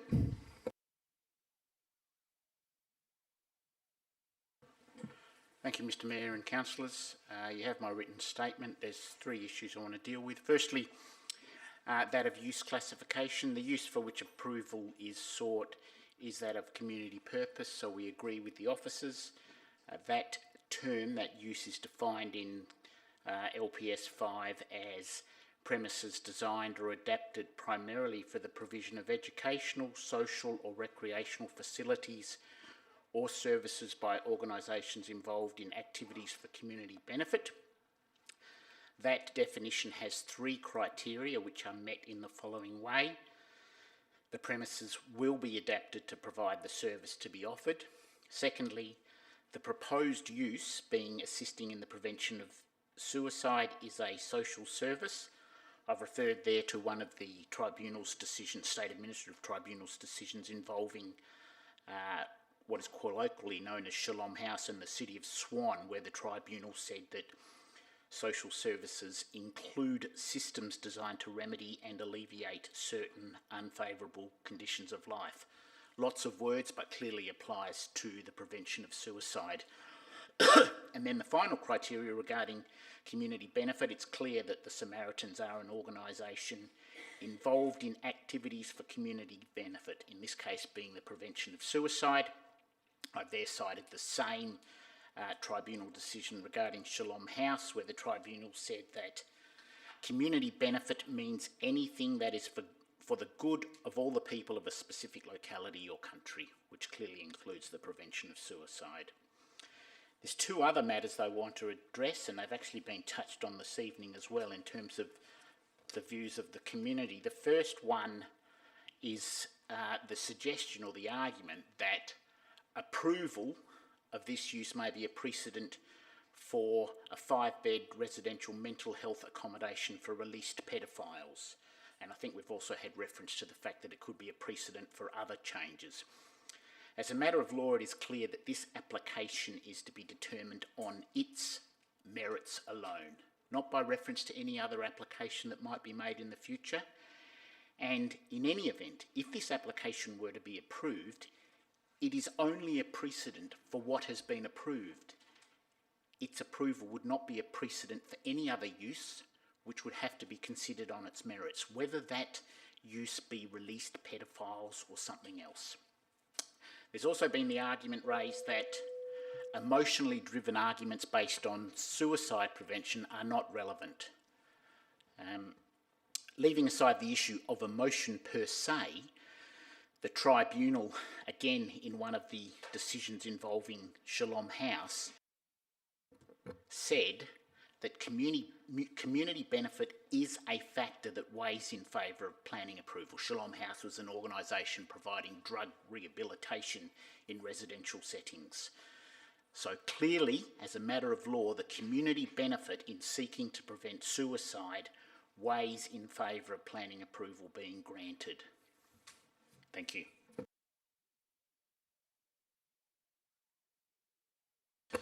Peter Simpson of Rockaby Road.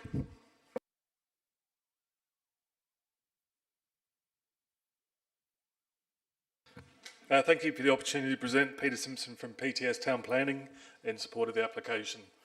As you're aware, this is a partnership with 3 organisations. I've put in my submission and we've also provided additional information about how they operate. In short, the Samaritans are the landowner and responsible for the day-to-day operations. Therefore, the Samaritans will be the key organisation should any matters arise that the city needs to seek discussions with.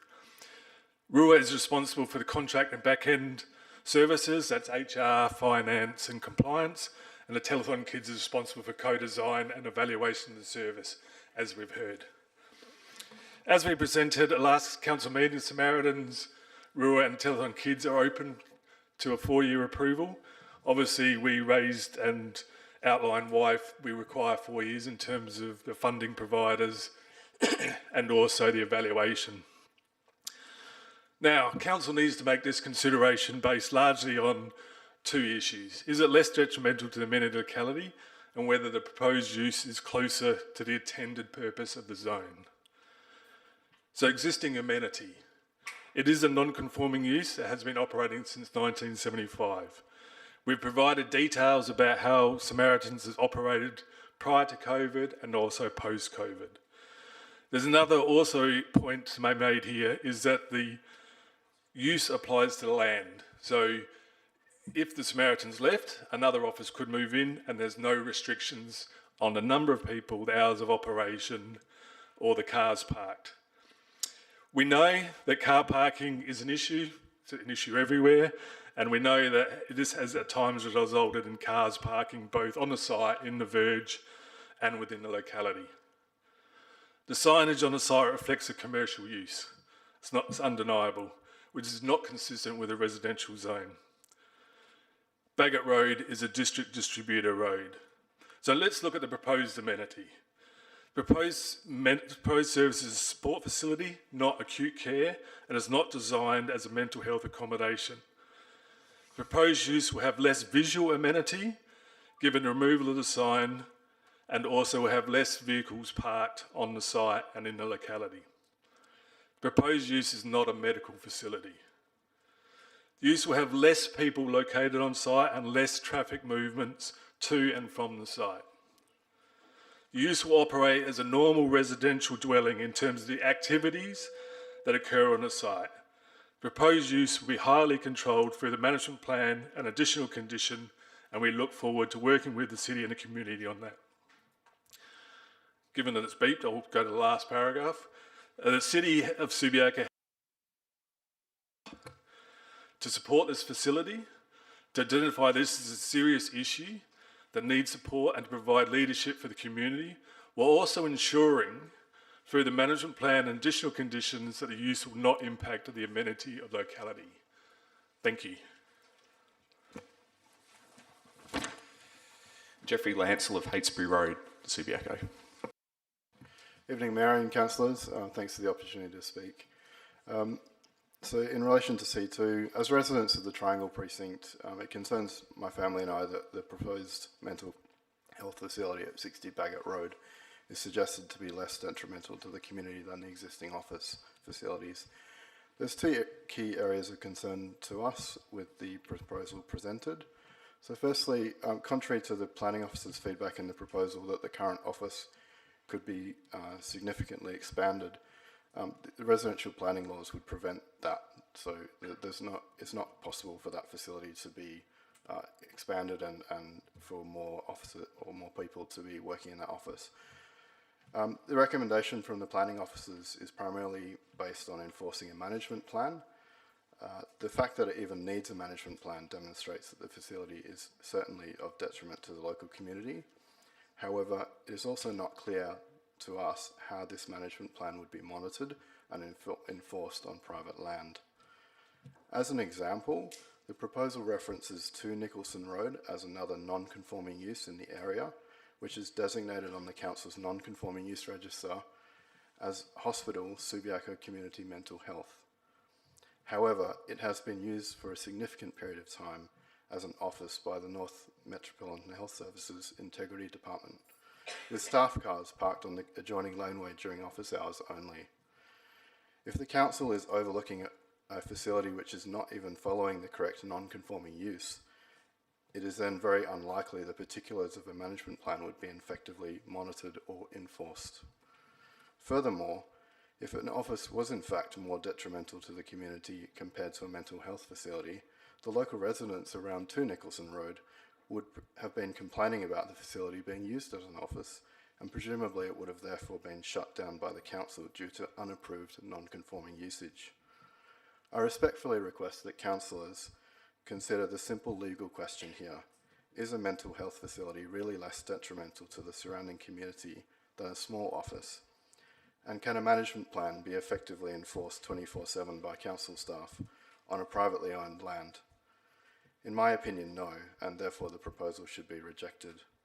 This decision must be taken entirely irrespective of the merits of the facility, which itself can be housed elsewhere on more suitably zoned land, either within Subiaco or the broader community which it will serve.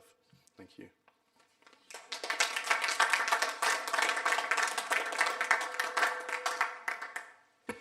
Pippa Park of Bagot Road.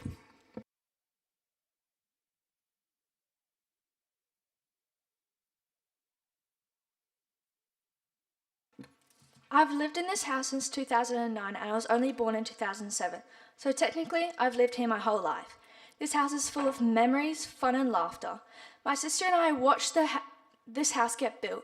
The four of us all lived in one bedroom with all of our 3 beds cramped up for 12 months.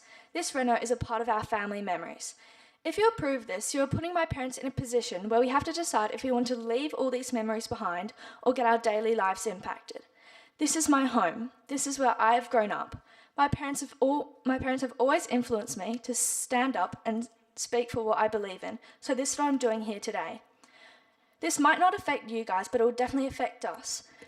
You are forcing my mum and dad into a corner. Your decisions are affecting my life, my childhood memories, my future, my nights, my afternoons, my weekends, after school, my friends and my neighbours. I'm not against what the project wants to achieve. I'm against the location. Why, you may ask? Because it's right outside my bedroom window. I feel sorry for the people who are struggling, and I want to know how you're going to make a 16-year-old teen who's feeling suicidal stay in some new, unfamiliar room or house with a bunch of strangers. Not only that, but the volunteers are also constantly changing. Now, in my short life experience, when I get in the car, the first thing I want to do is connect some music. It relaxes me. I would have thought if you have just been spending time as a volunteer, you could be really reliving your own lived experience of suicide after spending a shift with vulnerable people. I reckon you might want to relax as well. Maybe like to put some tunes on too. I think we got about 60 to 90 volunteers a week, so surely at least 30 to 45 of them are going to want to pump some music in the car. Others, well, they may just want to use their car phone and ring a mate. My parents have always told us to keep our bedroom doors open at night. My parents have never had theirs shut. My dad is such a light sleeper. He wakes up to every noise. When there's a noise outside, I know he walks through the house and comes in and checks on us and always reassures us that everything is okay. Do you think it's fair that my dad is going to have to wake up every single night to noises next door? You might say, oh no, but they're going to be quiet. Well, how do you expect them to be quiet? How do you expect them to shut their doors quietly, start their engines quietly, or just be quiet in general? I'm a 15-year-old girl and I rely on adults. I should be able to rely on the local government to help me feel safe in my own home. Last time I spoke, I felt mocked by the professor who used my exact words against me straight after I spoke. I am shocked that an educated person, a professor who specialises in children's and their feeling, that they could do that to me. Am I just not a child and do I just not have feelings? Mayor McMullen, would you want your own kids to feel this way, unsafe in their own home, vulnerable, unsure what may happen next? If you approve this, you are opening a disaster of unknown risks for my family, my neighbourhood and Subiaco.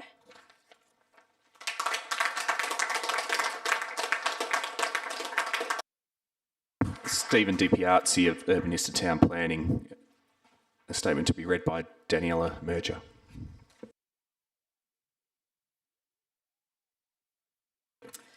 Good evening, Mayor and Councillors.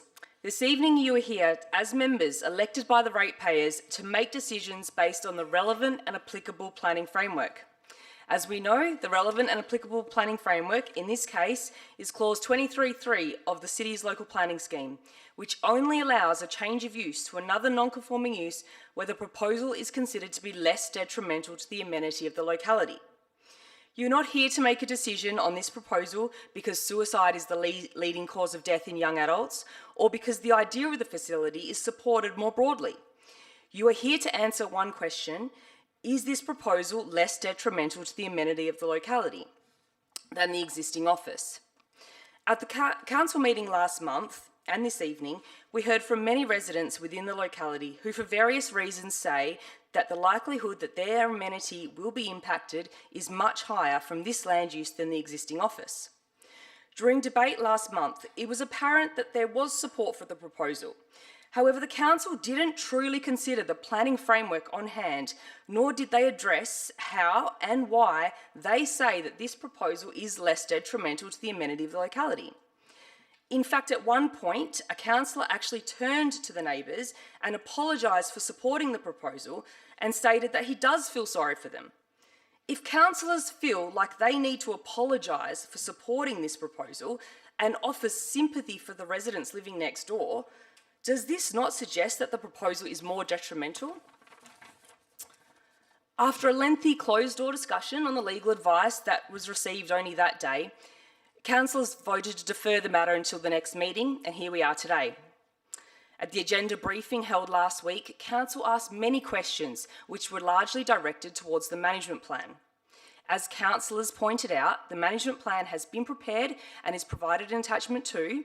However, condition 2 requires an amended management plan to include a code of conduct and a critical response plan.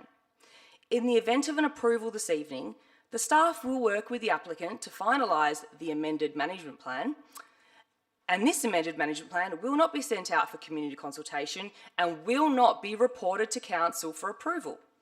If the staff are of the view that these items are required, why were these items not required to be prepared before the application was reported to council? Further, council also questioned the content of the code of conduct and the critical response plan.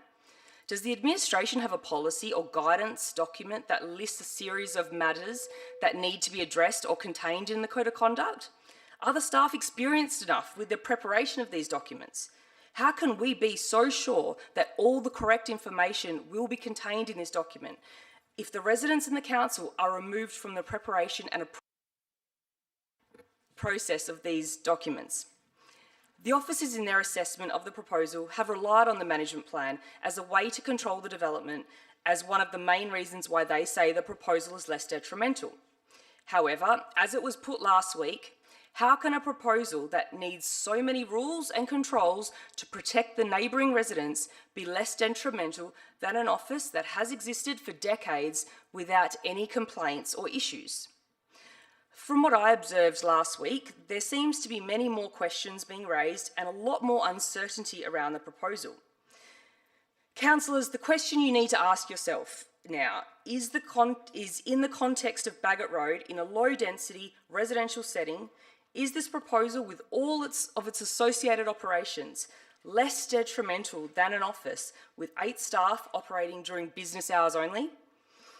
Based on what we have heard from the concerned residents this evening, whose amenity we are talking about, as well as the many unanswered questions that surround this proposal, there is no doubt that this proposal is more detrimental to the amenity and livability of the surrounding locality.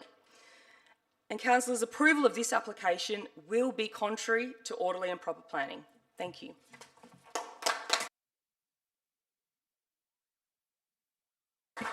Okay, that's the end of our statements. Thanks everyone who spoke during question time and statements. There were no petitions or approved deputations submitted this evening, so I'll now ask councillors to confirm minutes of the previous meeting.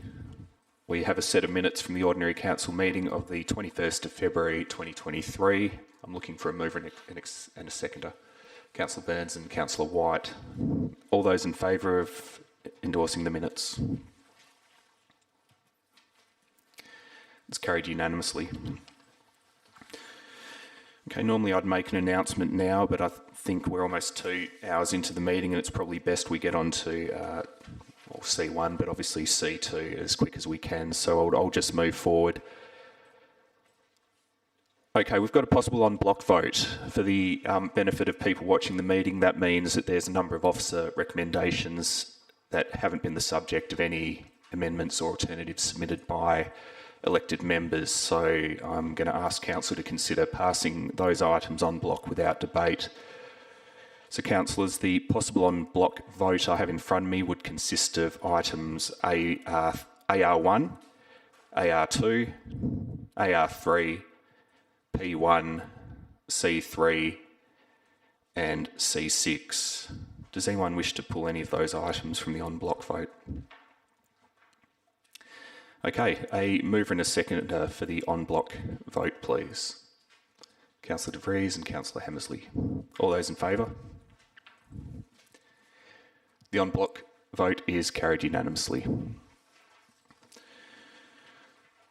Okay, so as a result of the on-block vote, Councillors, we move straight to item C1, 126 Barker Road, Subiaco. We've got the officer recommendation for approval and an alternative submitted by Councillor Kosovich for refusal. Is there a mover and a seconder for the officer recommendation? Okay, the item will lapse and we'll go straight to the alternative. We'll have Councillor Kosovich moving the alternative, and I'll be looking for a seconder for Councillor Kosovich's alternative. Councillor Hammersley. Councillor Kosovich. Thank you, Mayor, and through you. This alternative recommendation for refusal arises out of the fact the proponents of this two-storey single house with basement have sought 12 planning discretions, which, if allowed as planning conditions, as set out in the officer recommendation for approval, would not adequately address the serious concerns raised by the adjoining residential property owners due to the adverse impact it would have on their amenity. This is a direct result of the excessive height, bulk and scale of the proposed residence. It similarly adversely impacts the amenity of the adjoining properties to the east and west by way of its sheer size and bulk. Moreover, it is incongruent with other properties in the immediate vicinity and does not protect the amenity of the surrounding residential area, with particular regard to the building height impact on those properties. The proposal is inconsistent with the Residential Design Codes of Western Australia Volume 1 and does not satisfy the applicable design principles in respect of building height and visual privacy. Specifically, it is an excessive development that overlooks the outdoor living area of the adjoining property to the west. Accordingly, the proposal, having due regard to Schedule 2 of the Planning and Development, Local Planning Schemes Regulation 2015, is not considered to be compatible in its setting, which is a direct consequence of the excessive height, bulk and scale of the development and the adverse impact it will have on the eastern and western adjoining properties. We have heard from the owners of those properties tonight who have provided clear and concise statements on the adverse impacts this proposal will have on their amenity, which by definition diminishes the quality of life they currently enjoy. Regrettably, despite having to resubmit their plans due to the fact there were 9 objections on each occasion, the proponents chose not to consult with the adjoining property owners and to listen to their concerns. And while there is no legal obligation to speak with the affected neighbours, there is, in my view, a moral obligation to do so. This approach is consistent with the emerging planning policy from the City of Subiaco to incentivise applicants by way of reduced planning application costs to consult with the adjoining property owners. This is with a view to taking on board any relevant concerns they may have about the applicant's plans. Councillor Hammersley. Thank you. Yes, I found myself unable to support this application. Really where it came unstuck for me is it's really not about neighbours saying, I don't like it. The area of concern for me is visual privacy in particular. Building height is a tricky one in Subiaco because of the nature of our suburb, we have over successive iterations of our planning scheme required careful consideration of any two-storey building. This one is what we're increasingly seeing in Subiaco, is using the slope of the land to really get in a third storey. It's not a storey as the planning law works, so we don't count it as a storey, and we don't say you can't have it. However, what you see is examples like this where there's a consequence. There's a consequence of the choice to not drop down the property as the slope goes down the back of the block. You end up with an outdoor area that is elevated. And that's the problem with this design. Now, I don't have any problem with anybody in Subiaco having a very large house, as long as you don't expect to have it at the expense of your neighbours, and not by standards that are set by us, but by standards that are set on a statewide basis in the R codes. And I'm particularly concerned with visual privacy, solar access. That one's not really on the plate here, but there's a few others where we see people with ambitions to build very big houses on, well, this one isn't that, the block's not that small, but it's certainly a big house. And so when I come to these decisions, what I look at is the R codes, and I look at the explanatory guidelines, and I read them again every time this happens. And what this tells you is that what is expected by the designer is to be clever and to make sure that they don't take don't seek their own advantage at the advantage of the neighbour.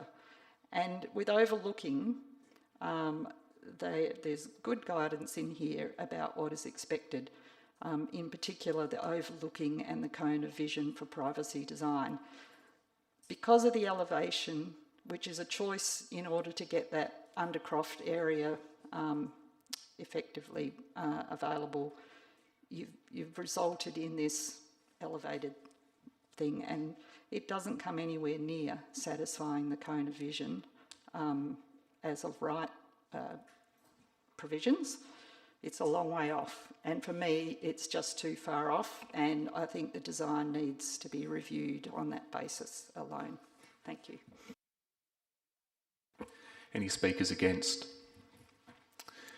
All right, there's no need to go any further unless councillors want to speak to the motion. Okay, Councillor Kosovich, do you wish to close? All right, I'll call the vote. All those in favour of the alternative on C1? It's carried unanimously, which means the development application is refused. Okay, C2, 60 Bagot Road, a change of non-conforming use. We know what the officer recommendation says. It's a recommendation for a conditional approval. We've got an amendment from Councillor Stroud, an amendment from Councillor Powell, and an alternative from Councillor Burns. Do I have a mover and a seconder for the officer recommendation? You couldn't possibly have a point of order at this point, Councillor Burns. Okay, tell me what it is. Thank you, Mayor McMullen. You've just suggested we have two amendments and an alternative from myself. I would suggest to you the second amendment from Councillor Powell is not an amendment. It is an actionable alternative. If we look to meeting procedures, section section 613, which simply reads, an amendment to a substantive motion cannot negate the original motion or the intent of the original motion. I would suggest the amendment, it is suggested as an amendment, right, considering the motion itself the staff put forward is for permanent approval, and the amendment from Councillor Powell is for a temporary period of 4 years, okay? It is not an amendment, it is an actionable alternative. Okay, we know what's been submitted.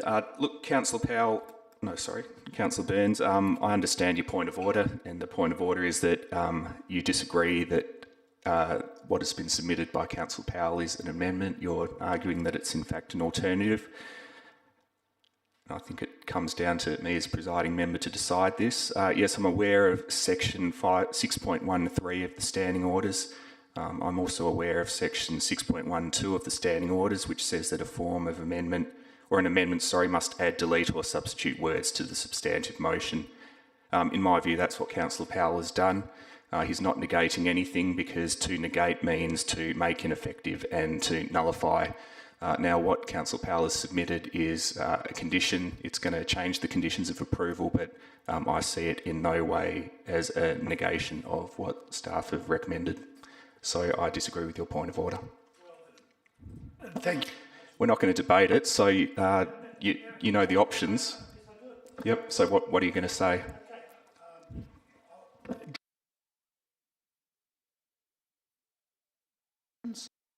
7.1F, okay.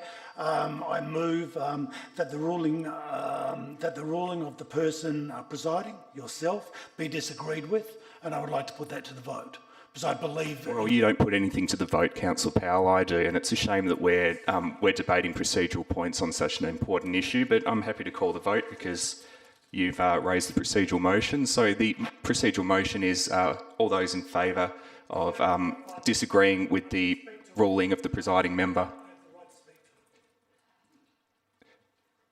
Okay, well, you've said a lot already, but speak to it. Speak to it. Try and convince everyone. I think that's a little cheeky, but I will try. Thank you. Councillors, 6.12, I don't know if you have them in front of me, and 6.13 are pretty clear, okay? If we look to 12 and 6.13. Sorry, Councillor Burns, I haven't taken a seconder for your procedural motion, so we'll do that and then we'll let you keep speaking. Councillor Jennings. Thank you, Councillor Jennings. All right, so you, the Mayor, as Mayor, you've said you've read them. Okay, I'm going to read them again. 6.12 of meeting procedures. Form of an amendment. An amendment must add, delete or substitute words to the substantive motion. It's talking about words. These are minor matters, okay? In 12 is not the important one. 13 is. So 6.13, amendment must not negate the original motion. Must not negate. The original motion is a permanent approval, okay? If you allow it to be an amendment, okay, which was accepted, it becomes a temporary approval. That negates the motion. One's permanent, one's temporary. You cannot tell me, right, and it's for my fellow councillors to agree or disagree, but I see an enormous difference between what is suggested by staff, which is permanent, and what is suggested by the what is supposedly an amendment, not an alternative, for something to be of a temporary, whether it's 4 days, 4 months, or 4 years, it is still temporary. They are absolutely different, and I put it to my fellow councillors, right, and all I'm asking to do, by the way, is not remove it, not change the order of motions. All that would happen is Councillor Powell's would become even stronger, would become an even stronger item in that, okay, he would be putting forward, okay, after we looked at the first one. Hang on, we're not talking about the merits, we're talking about the nature of whether it's an amendment or an alternative. So you've got a few minutes left to speak to that. I believe it clarifies it, I believe it strengthens it, and I also believe it more than anything, okay, it gives it more protection if the matter was debated within the State Administrative Tribunal. Well, again, Councillor Burns, that's completely irrelevant and it's a matter of opinion. All right, okay. Well, my opinion is differing from yours, okay. One, okay, is approval forever. The other one is for a set period of time. They are different, okay? So it doesn't stand, okay? It is an alternative. It is not by meeting procedures, okay, as it is deemed an amendment, okay? It just doesn't get there, I'm sorry, okay? But however, I'm in the councillor's hands and I'll leave it at that. Okay, having heard the mover, there's no debate.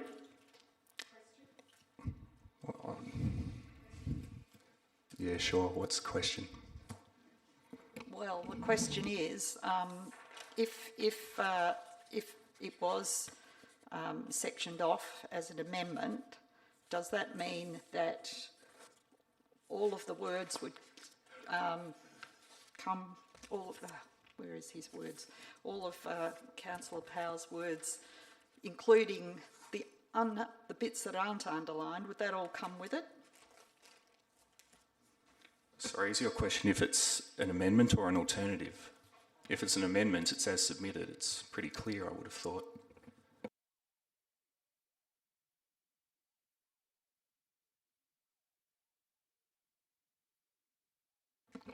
So we've got, it's complicated because we've got two amendments.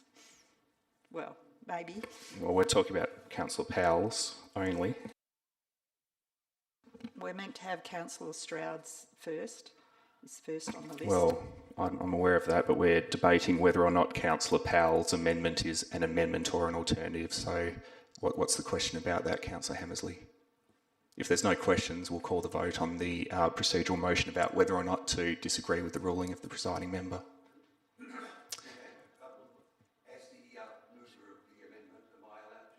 No. Councillors, I'm going to call the vote. All those in favour of the procedural motion moved by Councillor Burns. All those against? Okay, so what that means is the amendment submitted by Councillor Powell and deemed by me to be an amendment will be treated as such. Okay, so now I'd like to hear from the mover of the officer recommendation on C2.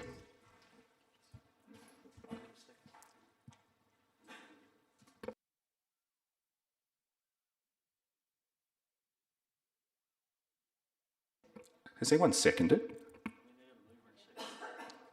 I thought I called for that before. Okay, who wants to move and second the officer recommendation?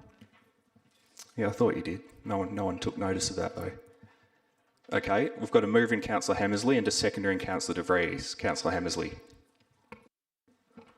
Thank you. Well, this would be probably the worst moment of my life on council. And, you know, it's quite distressing that we, under our local law, have 5 minutes, because I would really like more than 5 minutes to address all of the things that have been said, all of the voices that are in our heads, and all of the pressure that we've been put under. Now, one thing that is absolutely right is the virtue of the applicant's intended program is not relevant. This is a planning decision that has to be made according to law by reference to that law and the facts. And we do have to put aside our roles as members of the community and councillors and make our decision with a view to satisfying the planning law. Because as much as we like to put it out of our head, the reality is that this matter doesn't end here if it's not approved. If it is approved, it sort of effectively does.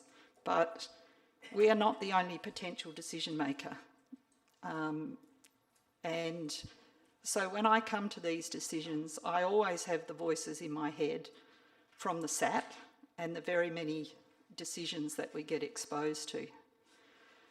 Anyway, let's move on. So at the last council meeting, we had outstanding concerns about the application and the legal issues raised by the community. And I commend the council for deferring the decision to be sure we understood how to make the decision and what the longer term consequences would be. I, amongst others, was concerned to satisfy myself that if approval was given, that the landowner would not be able to repurpose the site for another community use based on a claim that it had been granted general community use rights. I'm now satisfied that that is the case. As such, if this approval was given, it would only be for a very specific use proposed, and it will be subject to the conditions imposed, which we are advised are enforceable. We're also advised that we can impose a time limit on the approval. And although the landowner could apply to vary or amend the approval and its conditions during its term, we are advised there are protections available within the process that would follow to guard against a reduction of amenity by any proposed change. So for me, there are two legal questions we have to answer. Accepting that the change moves to the use of this property closer to residential was relatively straightforward for me. The ancillary use of the place for short-term accommodation and the way it is to operate, in my opinion, more closely aligns with the sorts of uses that are contemplated in a residential zone, including 24-hour use. Notably, residential use also contemplates short-term accommodation. It's permitted. Bed and breakfast, it's permitted. And aged care, that's a discretionary use that would have to come and have approval with usually conditions. But forming an opinion that the proposed use is less detrimental to the amenity of the locality has been a lot more difficult, particularly given the passionate voices in the community. But we're charged with responsibility of putting aside that and actually focusing on the real facts as we see them, giving consideration to everything that's been put in front of us, and it's a lot. So on reviewing the material before us, and particularly the objections, I've formed the view that the total volume of people who would visit the site over a year does increase quite a lot. This is largely caused by the fact there will be 10 staff or volunteers rostered on 3 shifts. Is that already 5 minutes? Can I extend? Yeah, I don't know. I think How much longer do you envisage talking for, Councillor? Another 5 minutes. It's unorthodox. Yeah, sure, it's allowed. Okay, well, look, given that you're moving, take another 5 minutes. Yeah, as I say, I won't even be able to address everything in this time. So I've just got to do the best I can. So there is going to be an increase, a large increase in the movements onto and off the land from what is being experienced at the moment. So that is one point. Next, I'd say another factor that I've taken into account is quite staggering. There are approximately 7,400 traffic movements on this part of Rockaby Road every day of the week. Well, averaged over a week. The traffic is less on weekends and more on work days. Astoundingly, that means there are somewhere around 2.7 million car movements per year on Bagot Road. I was shocked. Next point, not all movements to the site would necessarily involve a car, but it's obvious that with such an increase there is some prospect of additional vehicle movements and parking in the area. The parking in the area is timed and already well utilised during office hours. However, it appears that after hours there is not such a parking problem on the surrounding residential streets. The timing of the movements to and from the site are proposed to be controlled so that they are not to occur between 10 p.m. and 6 a.m. Although an office would not ordinarily operate in those hours, there would be no way to prevent an office operating over that time.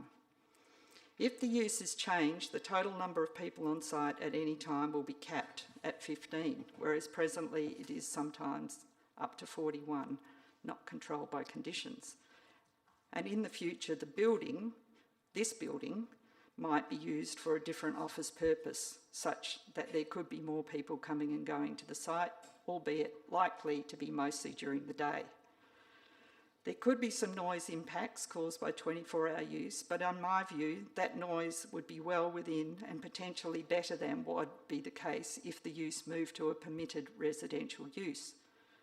That's due to the conditions that are proposed, and in any event would not occur for all of the 24 hours given that people do sleep. The commitments given through the conditions would provide added protection, assuming that is even needed. There is no evidence that young people with suicidal ideation issues, particularly those who have agreed to engage in a service designed to assist them address their concerns, are likely to behave in an antisocial manner. And I do not think comparing such people to those seeking drug dependency treatment is valid. Given that and the agreements that are put in place, I do not accept that there will be untoward disturbances at the premises caused by the residents or uninvited others of a nature that would make the locality or neighbouring properties unviable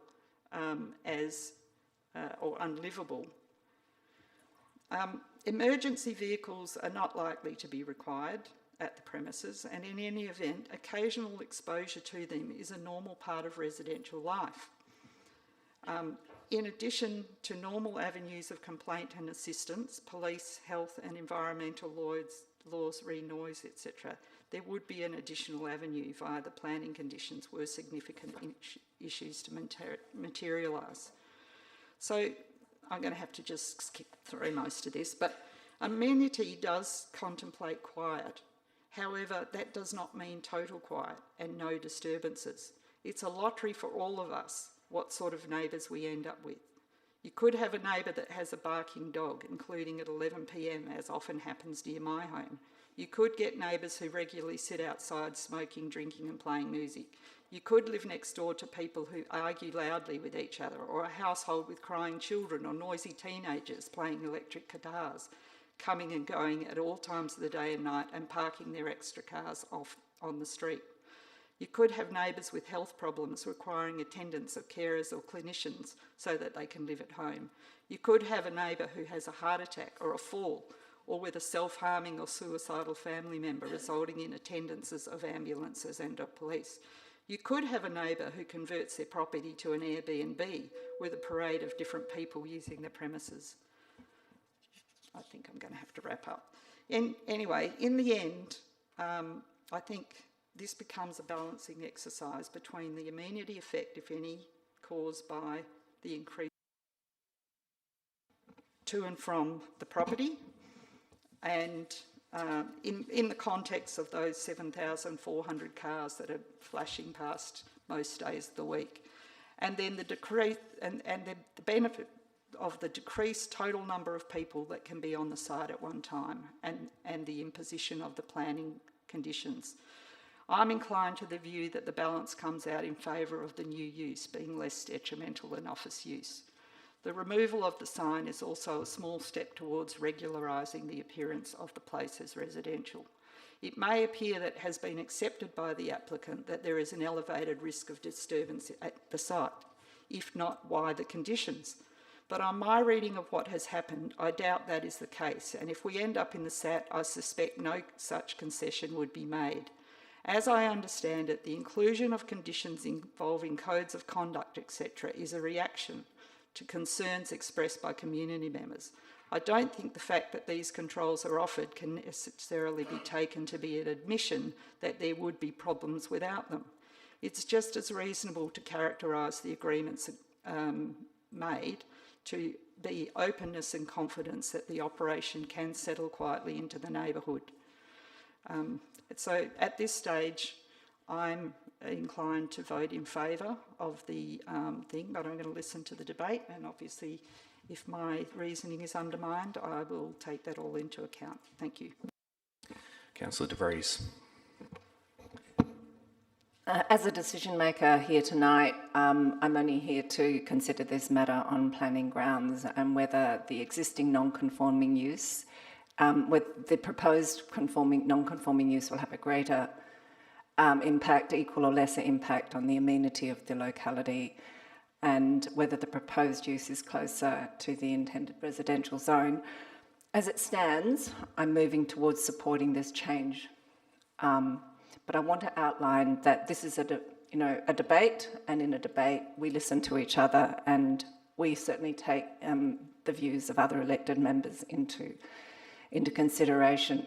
I wish to address one point raised by a speaker, that any decision I make tonight will not be based on fear of pleasing any party or any sort of sense of concern that I might be pilloried in any media. That's happened before, and I survived that. So when one looks at planning considerations, that's what one looks at. And I accept that it is my role to weigh up the balance between public and private rights and determine current and future impact on the amenity of the locality and the immediate neighbours. And no matter how uncomfortable I may feel in doing this, I am required to do so. I just want to make a point that it strikes me in making a decision tonight, it would have been beneficial that the Code of Conduct documents that were only recently provided by the applicants to support the management plans, it would have been beneficial if we'd had received them earlier, because this has helped me to understand that there are good and reasonable expectations and control mechanisms. So I'm looking forward to seeing those worked on. Obviously, it's given me some hope that and clarity around the management plans and how they'll work. I also just wish to highlight that I do understand why people have concerns and why there may be strong emotions and fears. Community members who've spoken out should never be labelled as NIMBYs or in any way diminished for expressing their views. So we came to, obviously, a lot of discussion, and that has been noted by people who've spoken tonight, that our concerns were quite rigorous, and I think that the thorough way in which elected members have searched for legal advice, for consultation with directors of planning. I think we've really tried to dig deep into how to make this decision, and it is certainly not an easy one. But as I said, I'm erring towards moving to support this, not because I think that this is a perfect proposal, and my thoughts on that are not even relevant to this discussion. But for me, the reason that this is reducing the impact is that I think it is closer to the intended purpose of the residential zone, and to some extent will lessen the impact on the amenity of the areas. I do consider that the way in which the facility will operate will be closer to a typical residential household than its current use.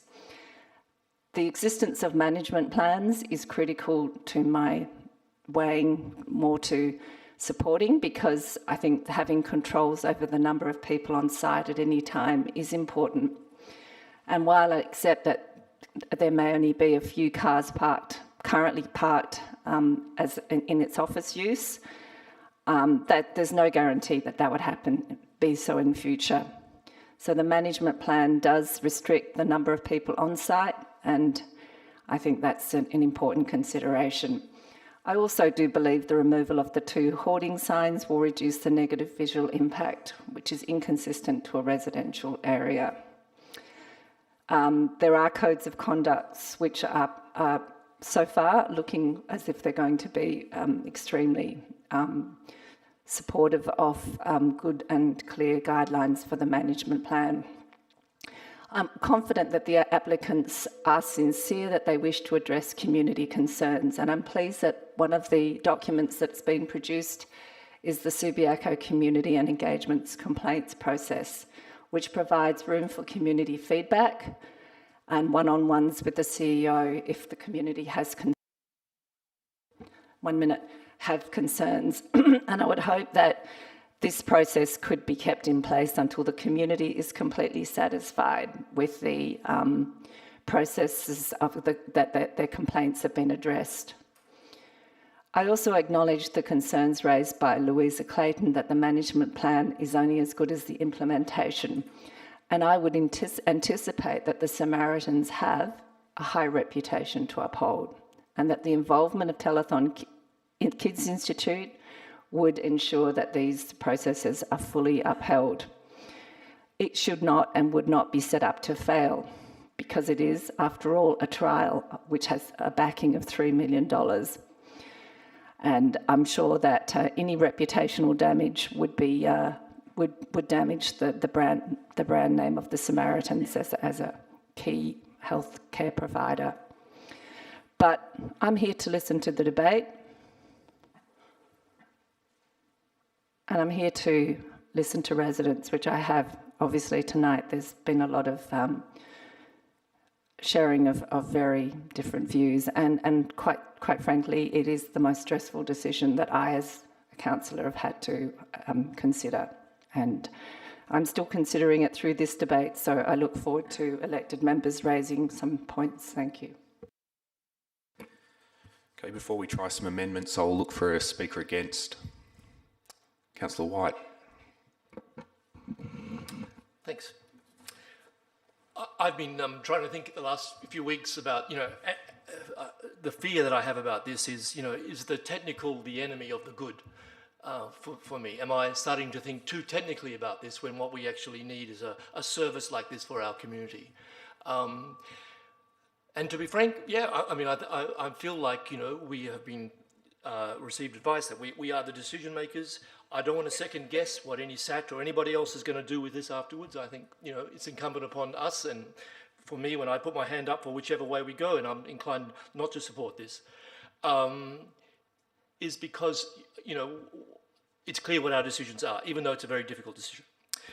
So yeah, it's it's a model that's being presented, which I think is a very good model. I think it's a fantastic service that could be offered to the community. I think the organisations that are presenting it are reputable, professional organisations, and I applaud the work that they do. I think that what's the challenge for me is this is not being presented by community services. This is being presented to us as a town planning issue, as many people have already said, and that's where I find this. That's where I find the struggle. So we have to, as I understand it, we have to say, will this affect amenity? There has been some suggestion tonight, which I thought was quite an interesting one, that a service like this increases amenity. But my understanding is that's not what amenity is meant when we're looking at the town planning issues. We're talking about livability, comfort, and quality, including quiet. And we're talking about the locality, which, as I understand it, is not well defined. But we are. I also understand that what it means is it includes the immediate neighbours that we have to give significant attention to based on previous rulings. So we should be listening to the views of not just the proponents, but also those who are in the locality and the immediate locality, and to really try and think about what the impact of this. So is it closer to the residential use as zoned? And I really appreciate the other members who have spoken already on this, and I just find myself falling on the other side of this. I'm kind of frustrated by, on page 39 and 40, table 3, which compares the office current use with the proposed use, and actually, obviously, doesn't actually talk about in that table that roundabout, plus minus, and again, I don't want to be too technical about this, but around about 300 people will be going through in short stay accommodation. That, to me, suggests an increase of intensity than an office. Obviously, the table also shows other comparison of staff and volunteers and so on, and it says 5 residents a night for who'll be there. But of course, it is a high turnover of people over a period of time, and that worries me, quite frankly. When I look at the other table, table 6, which compares the current existing office with the proposed community service and the issue of residents, the issue of the hoarding signs does a lot of lifting. There are about 5 criteria of those that are, of the 7 that are applicable, that refer to the removal of hoarding signs as being more conducive or more, conforming with a residential facility. I don't believe that's, sure, I get that. Taking the signs is going to make the place look more like a residential area. And I should say, I actually really recognise the importance of providing this kind of facility in a place that looks like a house, that doesn't have signs. So I get that. But does the removal of the signs really mean it's going to be more like a residential zone as intended use? To me, that doesn't cut it. That doesn't, I think taking down the signs as big as they are, I don't think it quite works. Again, looking quickly, I realize I'm probably running out of time. So I think there is an increased intensity, and that worries me. Why? It worries me. Obviously, there's been some reference to traffic, but it just the drop off, the pickup, all the changes that will be going on will be increasing.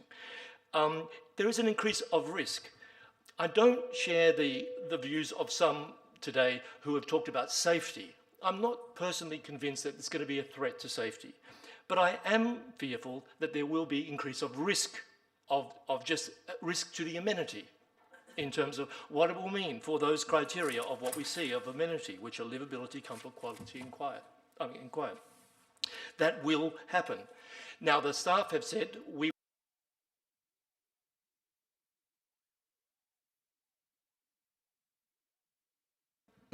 the staff have said we need a management plan, and that provides a justification for us. So it's incumbent upon us to interrogate the management plan.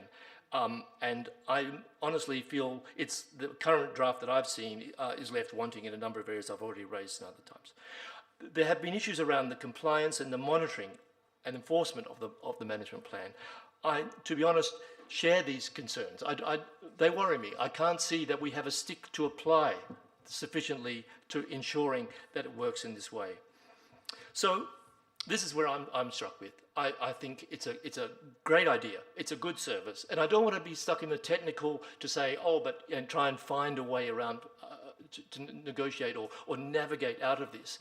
But ultimately, as decision makers, looking at the amenity to the locality, including the immediate neighbours, I feel I have to say this is going to be detrimental. Thanks, Councillor. We'll try some amendments now, beginning with... No, there's nothing to ask a question about at the moment. There's nothing to ask a question about. Councillor White has finished debating, and now I'm going to test some amendments. What's the question?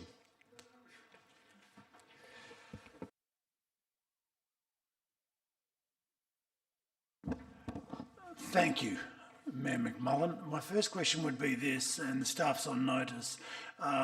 The hoarding signs have been mentioned and seem to be of issue.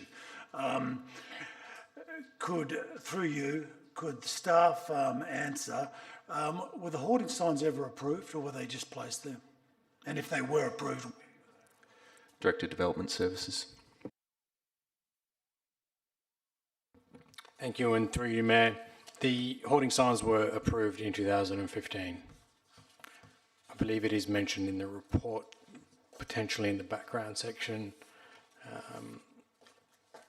So it was approved in 6th of November 2015 in the background section of the report under other approvals. The following approvals have been issued to the subject site. DA, there's a number there, New Street signage approved 6th of November 2015. I would question that approved as they are right now, or because they don't seem approvable to me, right, in their size. So something might have been approved there, but what actually is there, I'd suggest actually isn't what was approved. So I think you've got approved signs, but not the ones that are actually there. Now, I don't think you're going to be able to answer that, so I'm happy to leave it, but I'll just suggest... Well, you've asked a question, so we should see what the answer is. Director of Development Services, are you able to answer whether or not the signage was approved in its current form? Thank you, and through you, Mayor, it's something that we'll take on notice and try to find for you tonight. My understanding is that it is what's there now, it is what was approved, but we can have a look at that. A further question, which was also placed on notice with the Director, and that is, what will be the nature, if this is passed, okay, what is the nature of the parking requirements for the new use? Because we currently have offices that were approved decades ago, but in changing to a community purpose, it has a different parking requirement. And what would be the nature of the parking that would be for the use that has been proposed, what is the nature of the parking that would be required on site to meet that use?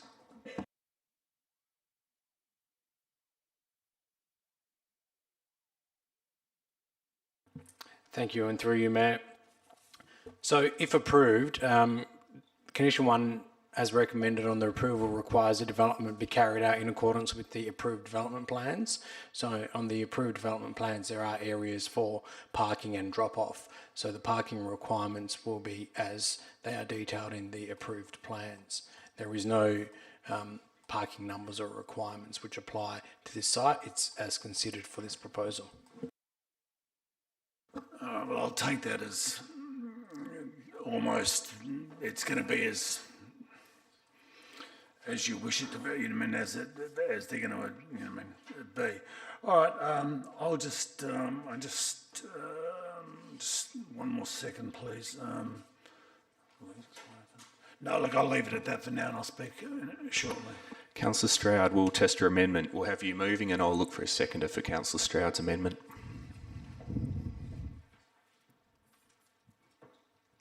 Councillor Powell seconding. Councillor Stroud.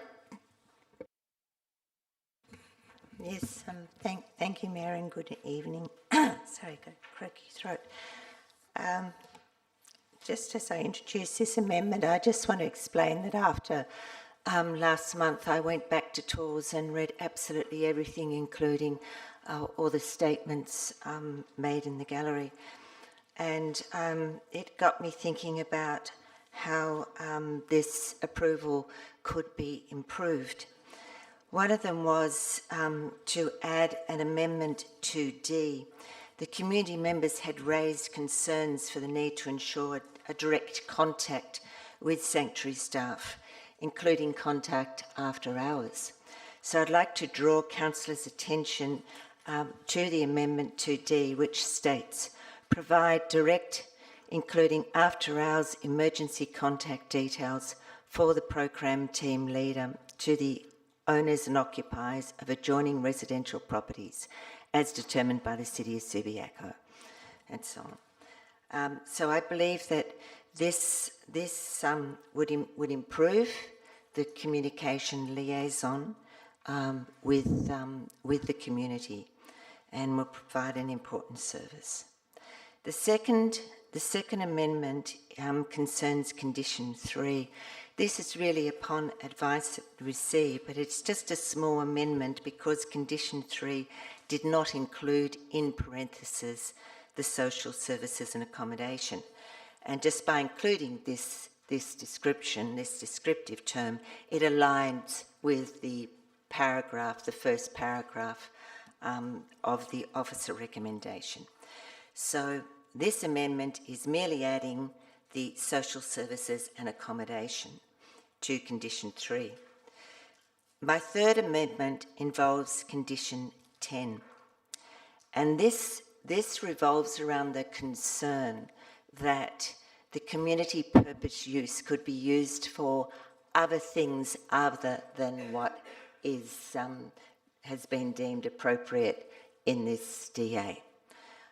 So to remove any sort of doubt and to address the community concerns about the proposed use, the intent is to add, to add a Condition 10 that says, for the removal of doubt, this approval only authorises the land to be used for the purpose of social services and accommodation in accordance with the approved management plan and the conditions of this approval. It does not permit the land to be used for any other activity that may fall within the terms of the community purpose use class. So I commend these amendments to you. Thank you, Mayor. Councillor Powell.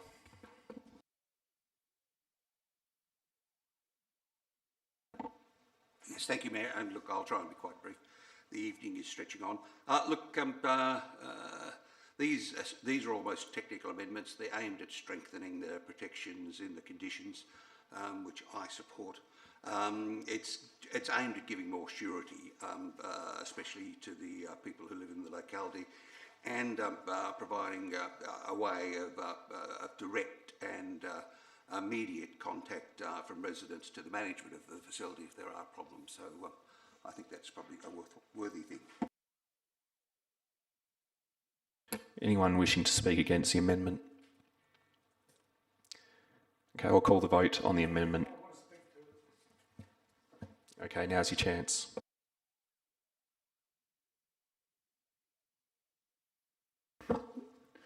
Thank you, Mayor McMullen. Speaking to the Deputy Mayor's amendments, which I agree with, would the Deputy Mayor and the Seconder have a problem with item 10, which I agree with, just adding the words to the end of it, that the applicants, okay, will sign off on. So you've suggested something which I agree with, okay, and I think it's appropriate. And I would just like to add to it that because it has been stated before that the applicants don't have a problem with it, this is what they're doing, etc., etc. I would just like to add the words, right, that prior, along the lines of prior to it opening up, that they sign off confirming, right, their acceptance, okay, of this particular clause. Otherwise, it's just a clause that can go to the tribunal and be asked to be removed as unnecessary. So I'd like to suggest, I don't see, everybody seems to be nice and friendly about this. It's going to be quiet, it's going to be a sanctuary, so why wouldn't they agree to what has been proposed by the Deputy Mayor? So I'd just like to see it just agree to in writing.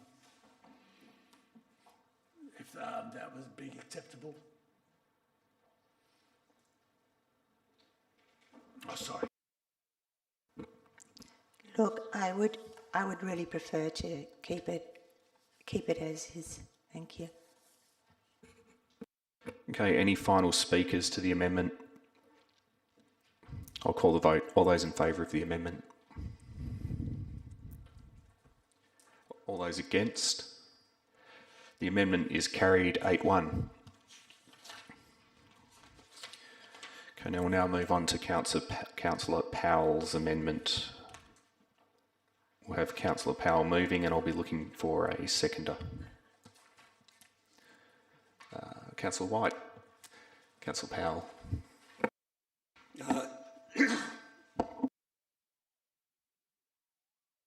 Thank you. And yes, Mayor, look, this really almost follows on from Councillor Stroud's amendment. This is about trying to increase the protections in the conditions. So this is about trying to provide more protections and to provide a framework that really makes the applicants also more accountable. And it's very much in addition to the other conditions for the operation of this proposed facility.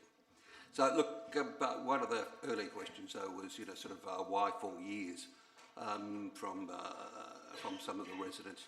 Look, I have to agree, 4 years is a long time, and initially I did think about making it shorter, but when I read the applicant's documents, it's clear that the trial, the evaluation and the funding is all over a 4-year period. So then I thought, well, it's fitting for the approval to extend for the same period.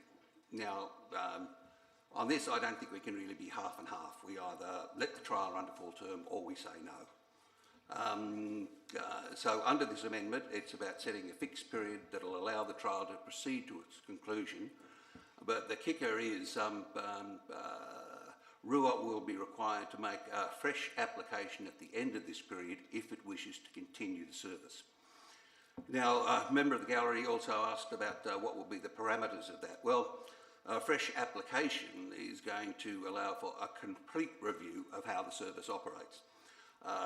The effects on its neighbouring properties, whether this is an appropriate location for such a service. For the neighbouring property owners, a fixed term means this change of use has a finite life.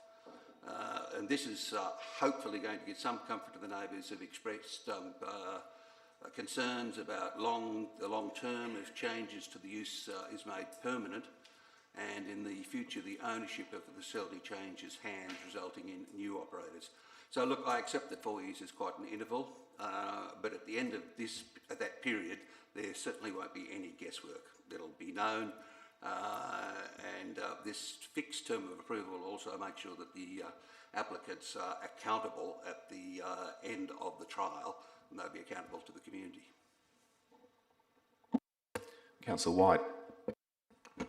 Yeah, I basically am happy to second the movement for the purposes of debate. To be honest, I think I presented my views, but I think from something which this is, I really appreciate Councillor Powell's effort in this, in terms of trying to put some kind of parameters on it, and I think that's worthy of the discussion. To be honest, I'm not exactly sure where I am, but I'm open for that to hear what other views are in those areas.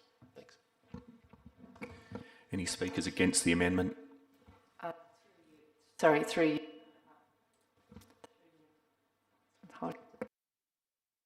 Through you, Mayor McMullen, I actually just have a question, if I could ask that. Is that okay if I don't speak, or do you want speakers only? Sure. A question through me, presumably to the Director of Development Services. Yes, through you to Director of Development Services.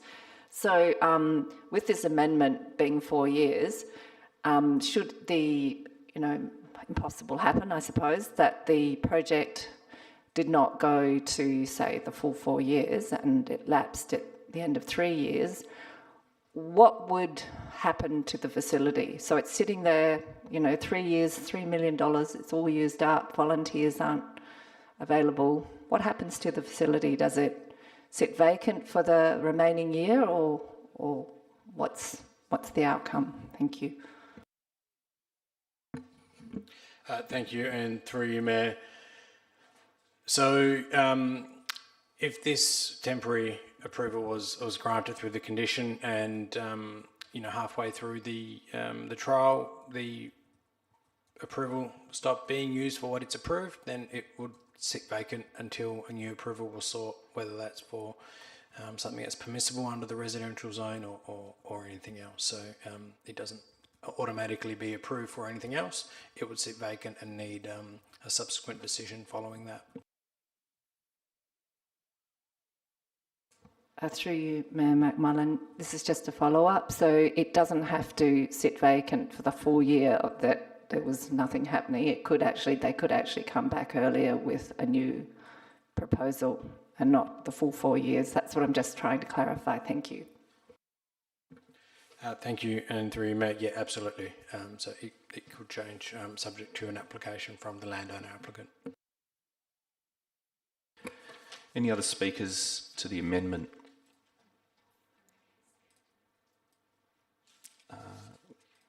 Yes, Councillor Stroud.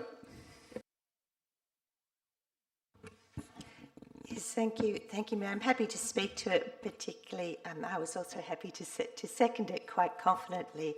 Look, this amendment really does benefit both groups, both the proponents and the people who are opposing this DA, because it does put a time limit. Now, that's not to mean that if some way there is a breakdown in the compliance, that there's a wait till the 4 years.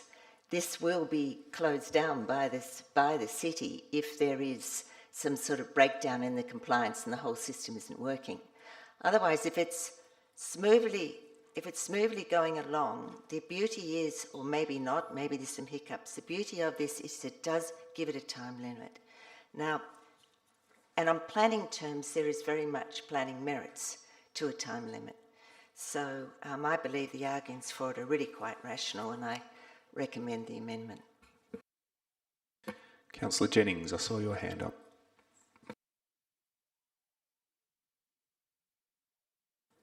Thank you, Mayor.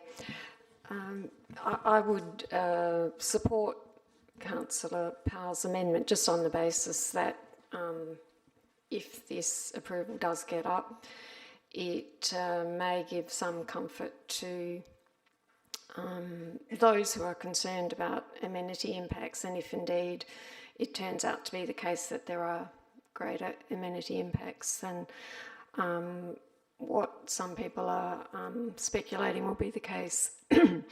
But I just make the point, though, that the fact that this is even necessary or thought a good idea does rather suggest that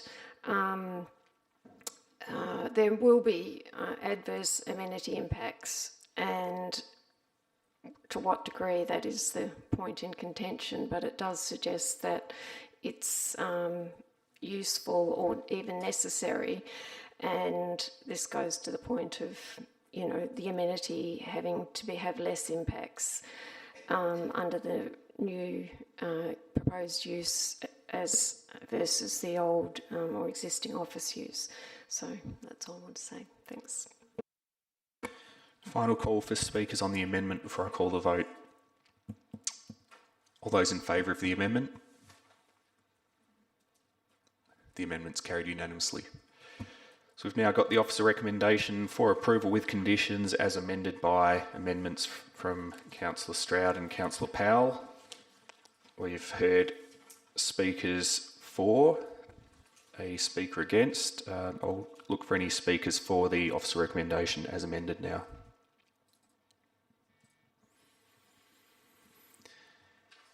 Any speakers against? Councillor Burns. Thank you, Mayor McMullen. And just before I do speak against, just hoping the staff had time to answer my question about the sign. They said they were looking it up. Director of Development Services, what's the answer? Thank you, and through you, Mayor. The answer is that the signage on site is consistent with the approval. Thank you, Councillor Burns. Right. Thank you, Mayor McMullen, and thank you everybody for being here, councillors and members of the community.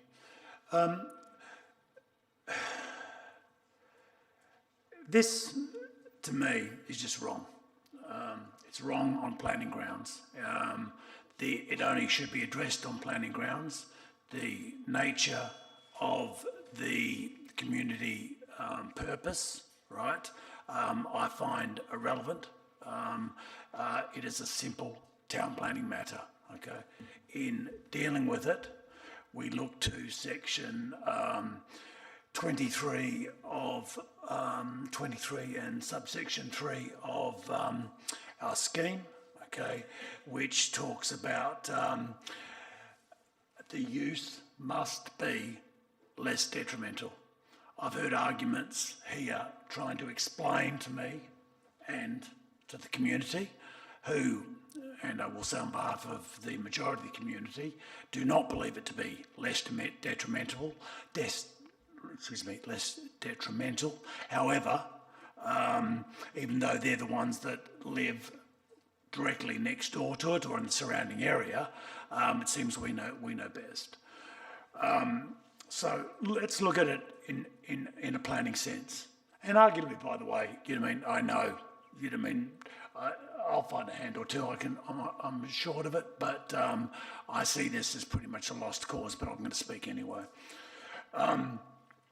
We were informed, okay, that although this is a discretionary decision by us, okay, the primary point here is, and it's 4 words, must be less detrimental.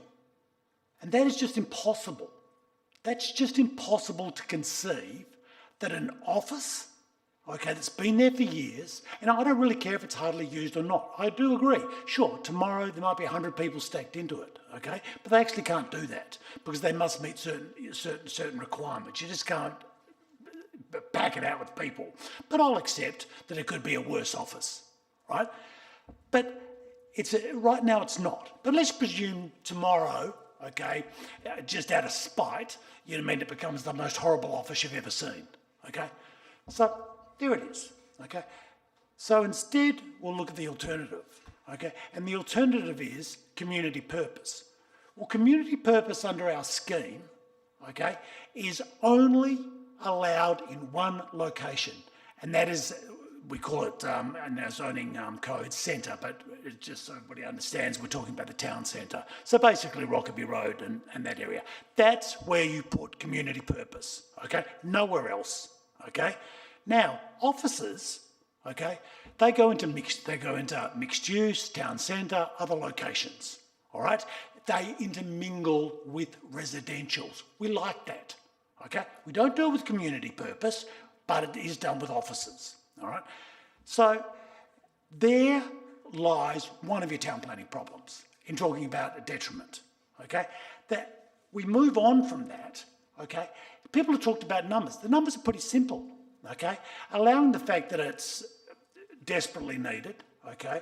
And I'm forgetting the use itself, but the simple mathematics is you're talking about 456 transient individuals passing through that building per year, okay? 365 days a year, okay?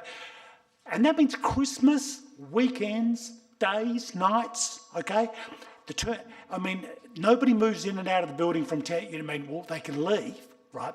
But the last staff turnover time is 10 o'clock at night. So 10 o'clock at night, the day staff leave and the nighttime staff arrive, and at 6 o'clock in the morning, they swap back out 8 hours later. Okay? Well, I don't want to sleep. We don't even let our garbage trucks out till 6 o'clock in the morning. Okay? Now, 10 o'clock at night, people are going to be coming, it's like Fred Flintstone and Barney saying hello to each other in the morning, So I'm checking out from the day shift and Fred's checking in from the night shift. Good night, Barney. Good night, Fred. Off you go. Everybody has a little chat about it outside, okay? Now, they've got to talk about it outside. They can't go inside because only 5 people are allowed inside at any one time. So they've got to step outside to have a little chat, okay? So that's where they talk, right? So, look,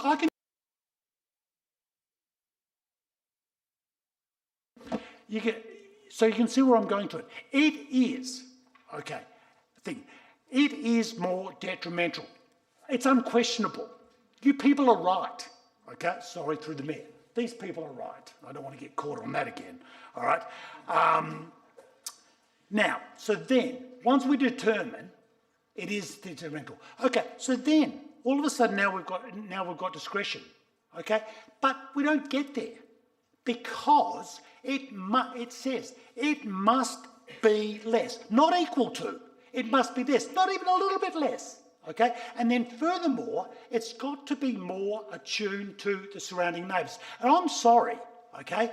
It has been established and we've been advised that having the residential, the fact that people sleep in it is ancillary. Ancillary in a town planning sense is an almost irrelevant. The purpose, and I don't need to ask the staff, but the purpose of this building, okay, is not to sleep. It is not to eat, and it is not to play board games, okay? It is to spend 3 days, and that's all they get, but you've got a day to check in, you've got a day to check out, and you've got 3 days on the ground, okay, to be involved with what's going on, okay?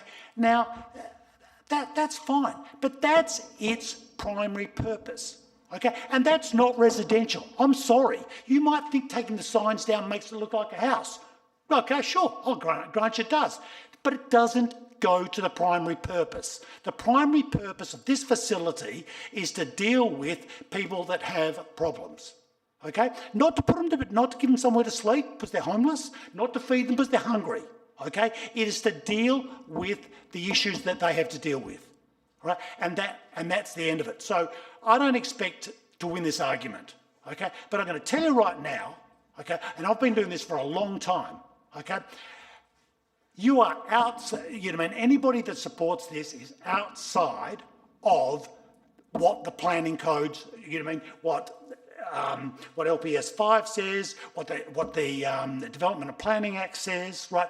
The whole gambit, right? You're outside of it. So look, I can't stop you, okay? But I'm going to tell you, right? And it's not going to do these people any good because they're going to get. Councillor Burns, a couple of things. You're over time now. You're a minute and a half over time, so wrap it up. Yep. I've given you a minute and a half, so I'm saying wrap up now. And be careful about saying that we're doing things outside the planning framework. You might argue a different point of view to others, but I have a problem with you saying that in this chamber. So finish up. I'll finish up, okay? In my opinion, okay, you're outside the planning framework, all right? Got a problem with that? It's my opinion, you're wrong, okay? I get to have that, right? People argue it all the time, okay? So I'm not going to say you're wrong. I'm just going to say I think you're wrong, all right? So, but I'm going to wrap it up. I don't expect to win, okay? I expect some of you, you know what I mean, to see that this is detrimental, okay? And it is not allowed to be, okay? It must be a lesser use, and it is not a lesser use. And I'm going to leave it with you. And I will quote this to finish. I'll finish on this note, right? Okay, we just went past, okay, C1. C1's a house with a couple of people... Councillor Burns, we have gone past C1. Let's concentrate on C2. And I'm fine. Yep. Well, wrap up without reference to C1, because we're on to C2 now. Up on C1. No, we're not talking about C1, and you have to keep your comments relevant. The standing orders are pretty clear on that. So let's hear about C2, and let's hear you wrap up.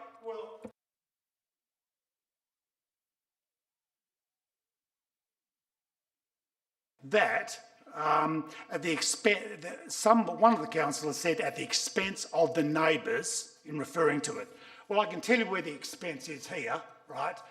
Through you, Mayor McMullen, the expense is down there, okay? They're going to pay the price.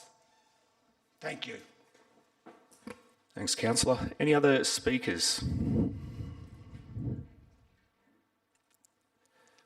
Councillor Stroud. Thank you, Mayor. Yes, I want to share my thoughts because I've put a lot of work into this, just as I respected other councillors have. We've digested a lot of legal advice. Nowhere in that legal advice did it tell us how to vote in terms of less or more detrimental, but we got very good legal advice that we were acting within our planning framework and that we were able to make this decision. Less detrimental to the amenity. So I thought, okay, how to approach this? And I decided to divide it into two. One was the outside physical aspects of the new DA. And in that, I assess that the very large double signage, Samaritans call us and a phone number, is going to be removed. They'll make a big difference because just driving there, it's all that you see. There is no residential look in those big signs. Behind it is actually a residential federation bungalow home that just, by its presence, looks residential, looks in place. There are no proposed alterations to this external building, but there is some planned landscaping to make it more of an outdoor retreat, just like we like our side gardens or our back gardens to retreat to. So that I see as an improvement. It's looking more residential. Internally, the office infrastructure of training rooms, phone booths, admin areas are all going to be removed to be replaced by a 5-bedroom residential functioning household, because that's how they want to use it. They want to have 5 people living in there with their support systems, eating, sleeping, involved in various games, therapies, sort of meditation, mindfulness, and so on. Not dissimilar from what goes on in my home. Even the City Waste Services has assessed this application and sees the management of waste no different from any other residential household. They too will be doing FOGO like the rest of us. Sorry, I just had to go there. You guys know the reason why. So the removal signage, the internal changes and the external landscaping makes the look of this single-storey period bungalow far more compatible with its surrounding residential properties, including the heritage-listed properties in the area. So that covers one. The second, I thought to break it down to the functionality of this building, effectively what is going on inside. And we're told that the Good Samaritan in the past have run volunteer programs from 6 a.m. to 11 p.m. as an office for up to 126 volunteers in a week. And this is 46 more volunteers than what is proposed for this particular DA. So less coming and going of people and so on. We also know that it was a non-conforming use, which as an office, which means that it had absolutely no conditions to control in any intensity of the use. There was no limit to car parking beyond the physical space, no limit to drop-offs and so on. So let's look at the use of the sanctuary. It's not a medical centre, it's not a fresh start. What is proposed is a non-clinical, temporary accommodation for 5 persons, screened for their suitability as requiring non-medical early intervention support for 4 nights, and they have the additional support persons. In, to quote Kirsten Payton tonight, in a calm and tranquil environment. That's all meant to be part of it, a calm, tranquil environment.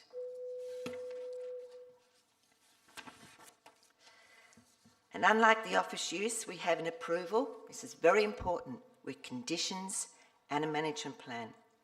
The plan goes to not only the consideration of,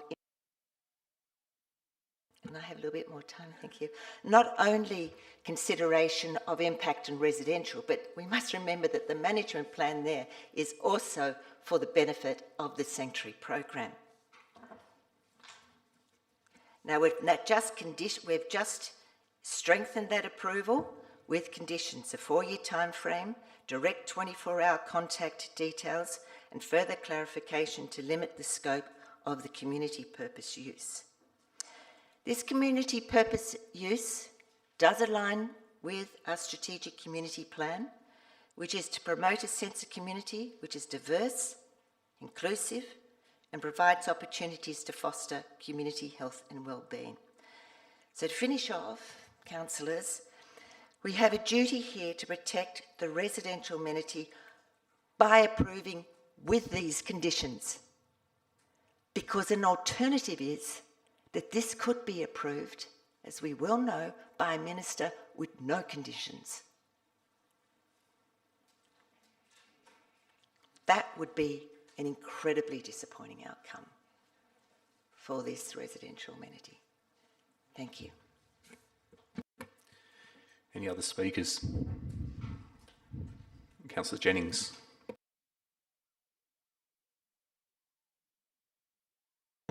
Thank you, Mayor. Thanks to everyone for your debate. An important thank you, through you, Mayor, thanks to everyone in the gallery who's attended tonight and made statements and asked questions. And it shows a great deal of community involvement, which is very healthy for Subiaco. Listening to all the debate, reading all the materials and all the information, I just can't get past the facts, as I see them, that the comings and goings at the property and the number of people that will be coming and going will be greater and more impactful in amenity terms than the existing office use. The fact that it's 24/7 every day of the year, that is also a consideration. Traffic going up and down the road, I'm not quite sure how that has anything to do with this. That's rather irrelevant, but so maybe I just didn't understand the earlier debate about that. And I also don't think this is a balancing exercise in terms of some things of the application are going to be better for amenity and some or one are going to be worse for amenity.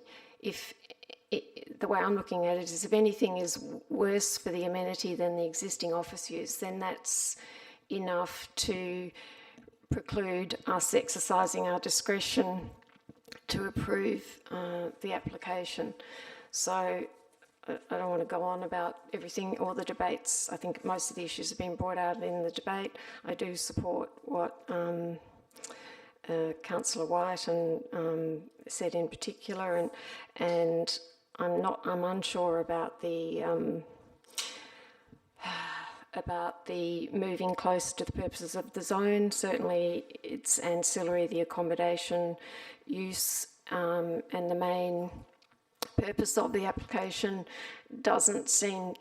isn't moving closer to the residential zone as far as I can tell, so I agree with Councillor Byrne's debate on that point. And I do think this is a very worthy application. These services are necessary, but the virtue of this is not the planning consideration, and we do have to look at the terms of our scheme and other planning controls. Anyway, so at this point I'm coming down on the side of not approving the application just because, as I'm seeing it, the amenity impacts will not be less than the existing use. Thank you. Any other speakers? Councillor Powell. Yes, thank you, Mayor. Look, I think I probably should join in as well, and I think everybody's had their say, so I probably should as well. Look, I don't think it's any secret that we've sought legal advice on this application, and there's been quite a lot of it. And look, I've formed the opinion that the council does have the power to make a decision, and indeed I think we've got a responsibility to do so, whatever that decision may be. And I think it's for us to decide, not perhaps for it to go to another forum to be decided. Look, I haven't had any discussions with RUA or the other parties to this application. I've relied on documentation and statements, of which there is a considerable quantity, overall hundreds of pages. I have tried to read them all, and I think that I've tried to read them all, and look, what struck me about all of them at the end is I didn't find a single one questioning the need for this service. And here, tonight, during the discussion, during the points from the gallery, I haven't found anyone saying that this service is unnecessary. And to me, that's a salient point. So the question is not about the necessity for the service, it's about its location. Now, look, from the applicant's point of view, I don't find that hard to understand why they've chosen this site. They've been using 60 Bagot Road as an office for over 50 years. That's before the city's first town planning scheme came in, and that's how they've been able to use it as an office and a call centre in a residential area, because that's a non-conforming use. Now they want to change it to community purpose, which from my reading of their application is probably more closely allied with their aspirations. For them, a sanctuary for young people is closer, I think, to their core functions. Now, some of their nearest neighbours think differently. They're against it, but even tonight I heard that there was no uniformity. There are some neighbours in the same area who are in favour of it. But just addressing some of the opponents, they think it will intensify the use of 60 Bagot Road to their detriment. And look, that is an important legal point. Any change of use shouldn't intensify its use and worsen the impact of the amenity on the locality. So look, at the moment, RUA is using it as an office. It's an administrative centre as well as a full-time support service and training centre, they say. So they maintain that there's already hundreds of people going there each year. The opponents, the neighbours who are against it, say that really they don't believe that's the case and that the sanctuary would make it a lot busier. Look, it's a key point and quite difficult to determine because it's almost a he said, she said. But I do note the staff report says people staying overnight is more akin to residential than an office. So then if you're looking at impact on amenity and the planning laws, which have been frequently referenced, what really does that mean? To me, that's largely about noise, traffic, privacy, socially unacceptable behaviour, as is listed in the agenda under the objecting comments. Look, things I think was mentioned earlier, things like an ambulance visit. But ambulances can come to anyone's home in Subiaco at any time. But it does raise the question about the frequency. Maybe they're going to be more frequent. But again, we don't know that. Objectors, they also talk about the noise. And look, this was also mentioned in the debate. Would that be worse than having a noisy party house next to you? And really, that brings me to the point that the neighbours in this instance would have far more say over this proposed facility than a party house. They've got enforceable conditions about who, when and why, conditions you could not apply to another neighbour. Look, there's disparate views locally. Some support it, some don't. There have been some emotional arguments. But at the moment, I'm not yet satisfied that the argument is that this will be a poorer outcome for the amenity of the locality and that there is a community benefit in a much needed service.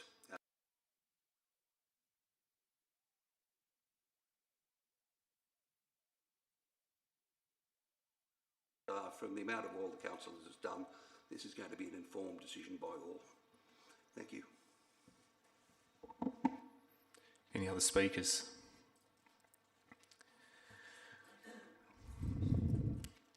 Sure, a question from Councillor De Vries. Yeah, through you, Mayor McMullen, it's for Director Petrovski. Just a question regarding the comings and goings of staff. That's been raised as a concern for amenity, impact on amenity, and that the shift changeover is at 10 p.m. Is there any room for negotiation that shift changeover time be changed or altered in your discussions with the applicants? Thank you.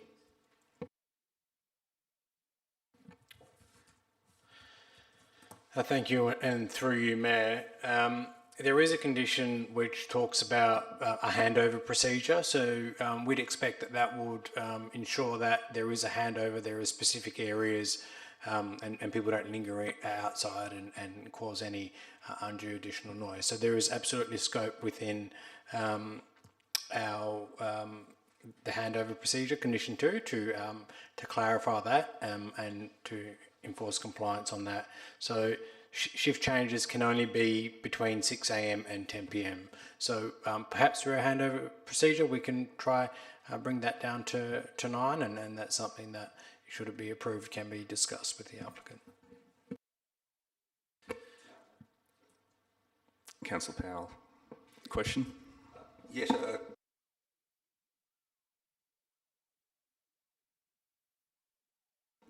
before the substantive motion is put, I was just recognised that because of the two amendments, there are now 2 condition 10s. So perhaps one needs to be condition 11 and one needs to be condition 10. Just wondering if there's some way to address that before the vote's actually done. I imagine Councillor Strouds would be 10 and Councillor Powell's would be 11 because that's the order they were submitted. Okay, final chance for speakers. All right, I'll speak to the item, so I'll therefore enter the debate.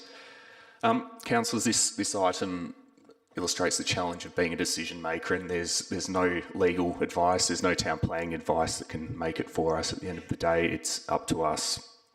The amendments we've carried, while good, don't even go to the fundamental question in my view.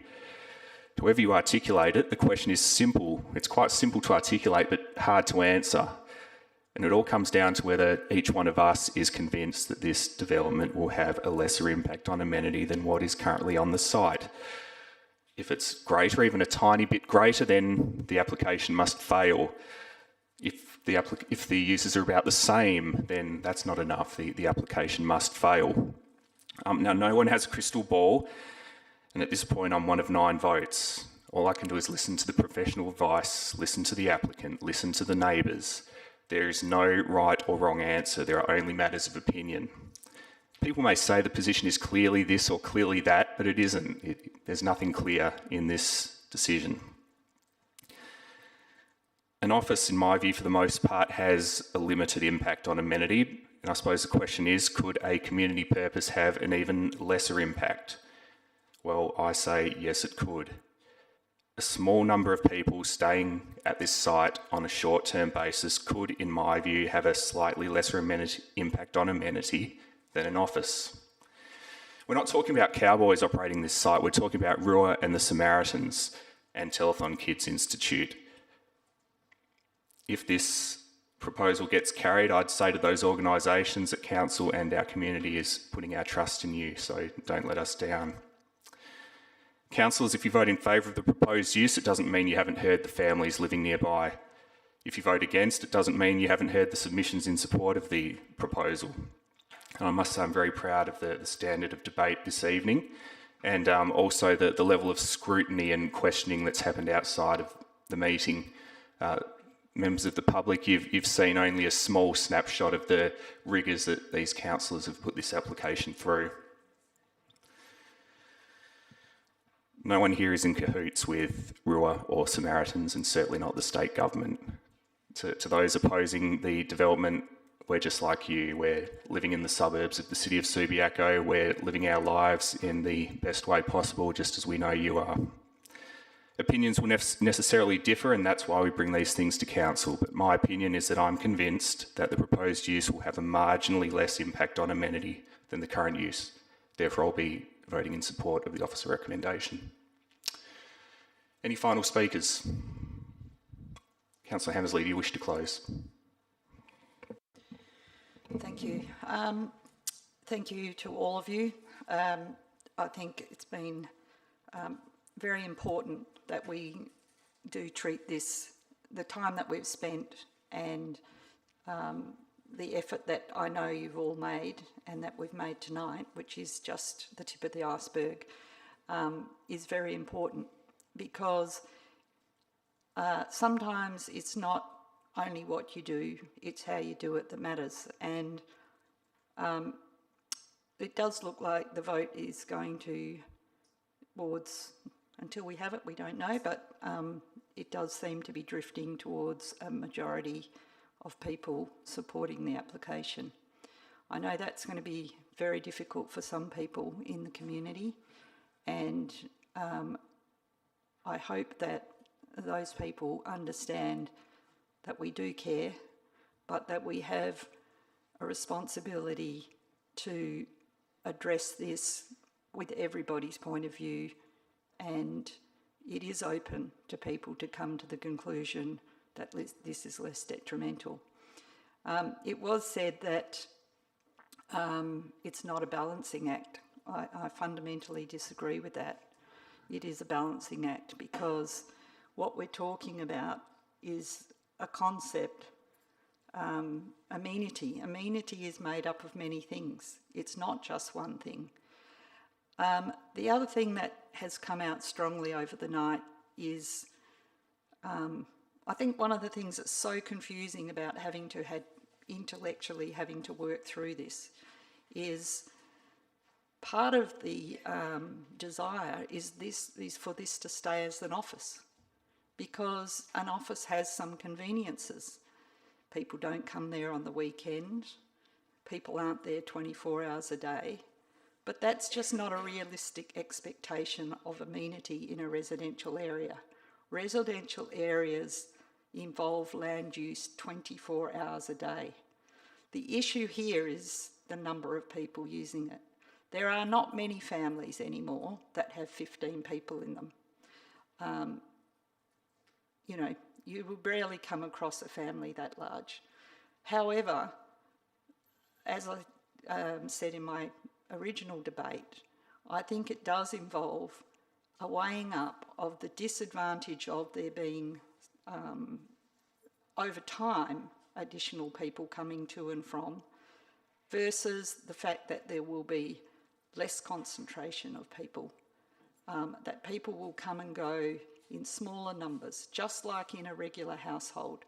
You can have 6 people living in a household and people can come in and out and go to their activities 6, 7, 8 times a day. Maybe not, maybe just twice a day. Some people maybe never. It's very different. So I think in assessing amenity, it isn't a simple matter of just saying it's one thing. It's not.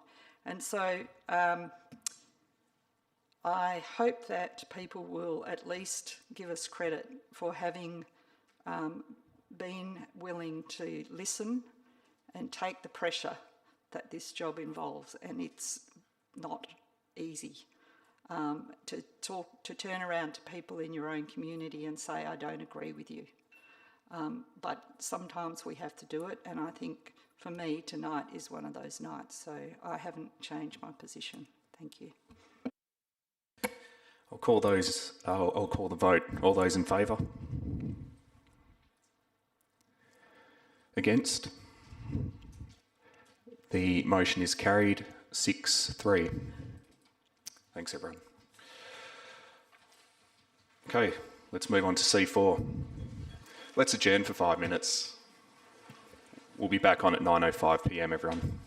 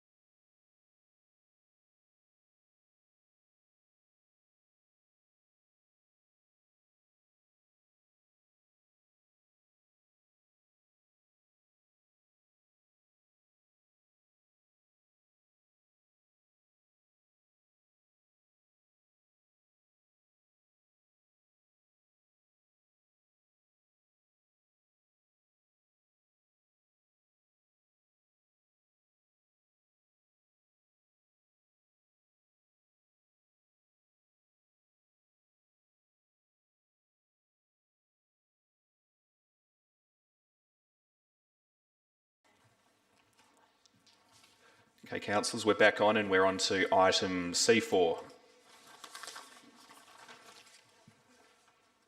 C4 relates to the 2023 local government elections. We've got an officer recommendation to appoint the WA Electoral Commission to conduct the affair. No amendments or alternatives, but this item requires an absolute majority vote. Moving, Councillor Stroud moving, Councillor Hammersley seconding. Councillor Stroud. In that case, I'm not going to ask if anyone else wants to speak. If the mover and the seconder don't want to speak, I'll put it to the vote. All those in favour? The item's carried unanimously. Okay, we've got a final item before we move to a confidential item, and it's C5, Property and Investment Assets Committee and Economic and Business Development and Sustainability Committee. We've got an officer recommendation regarding the future of those two committees, and it was pulled from en bloc because I've submitted an amendment. Do we have a mover and a seconder for the recommendation?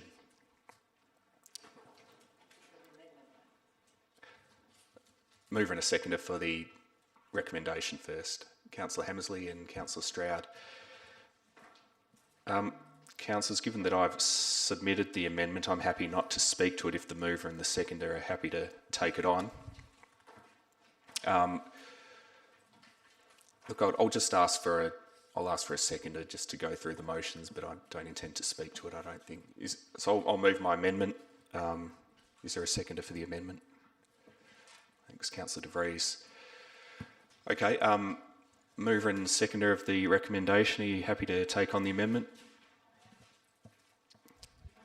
Great. Okay, we'll consider it incorporated. Does anyone wish to speak? Councillor Jennings. I'm probably going to bore you all because there seems to be some sentiment about this, everyone possibly agreeing with this proposal. And so I think I might be the only one who's speaking against, but that remains to be seen. I have circulated some my views before this actually even got on the agenda. And I'd just like to reiterate, some of the reasons why I don't think we should be going to working groups or task teams, as they've been called in the amendment, but it's a distinction without a difference, just different name. I think that the committee structure, it provides formality, structure, record keeping, regularity of meetings, and best of all, councillors are in, once a committee meeting is convened, we are in charge, and I like that very much. So, and there was an issue with record keeping and accountability, I guess, and the Mayor's amendment has addressed the, what that was correct, was it, Mayor, that your amendment had a provision in there about record keeping? Yeah, so that goes some way to that, but I still am concerned that, there's no, the meetings are not necessarily going to be held regularly, and, we just don't know when that's going to happen. So I'm not unhappy with the committee structure, and it's actually, if other elected members support the change, that's fine, of course, but I think this has been a largely staff-driven initiative, as was shown by the original proposal, which was put up before the 2021 elections, or was it, we voted on it just after that, I think. So, I don't know that it is necessarily to the benefit of council or the greater good, but I suppose we'll work that out, and committees could be brought back, but I'm not, I'm not that happy about this change if it goes through. Thanks.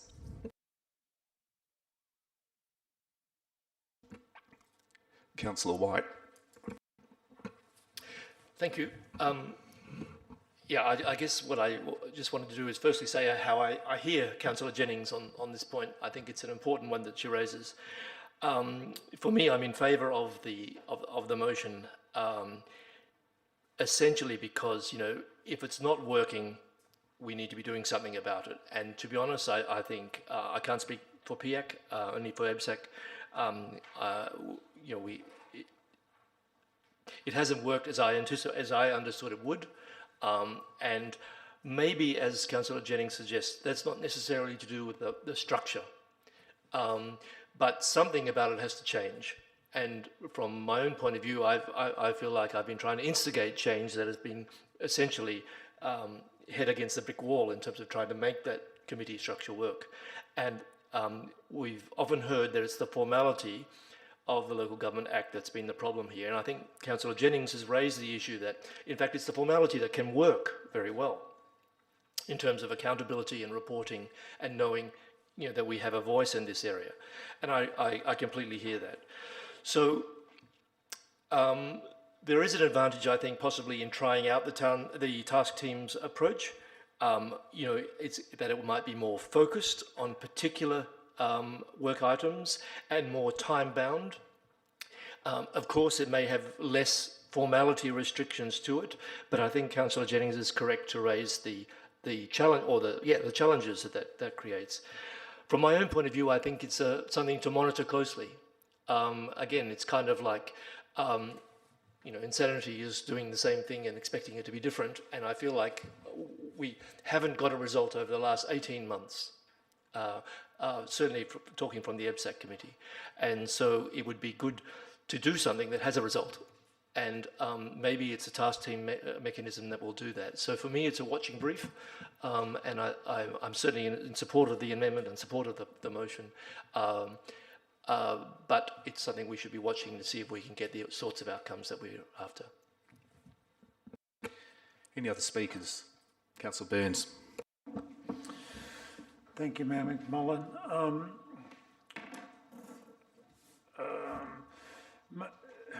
My personal opinion is as to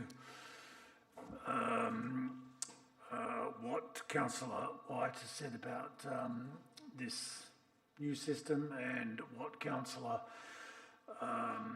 Jennings has said about the previous committee system. I said on both committees. Is that I don't know what is going to be the outcome, but I will say this, that my problem has been, and I think Councillor White would support me on this, especially with regard to EBSAC, is that I've never felt that we've had, you're not going to like to hear this, so I'm going to say it anyway, that this has always been about the staff standing in our way. Okay, of trying to progress things. Now, you might not like hearing that, but if you want an example, I'll give it to you, and it directs directly to the Mayor, but it's always these walls that are just put in front of us about why things can't be done, how long things, and what's happened is you look at EBSAC, and in the whole time, you know what I mean, nothing's happened.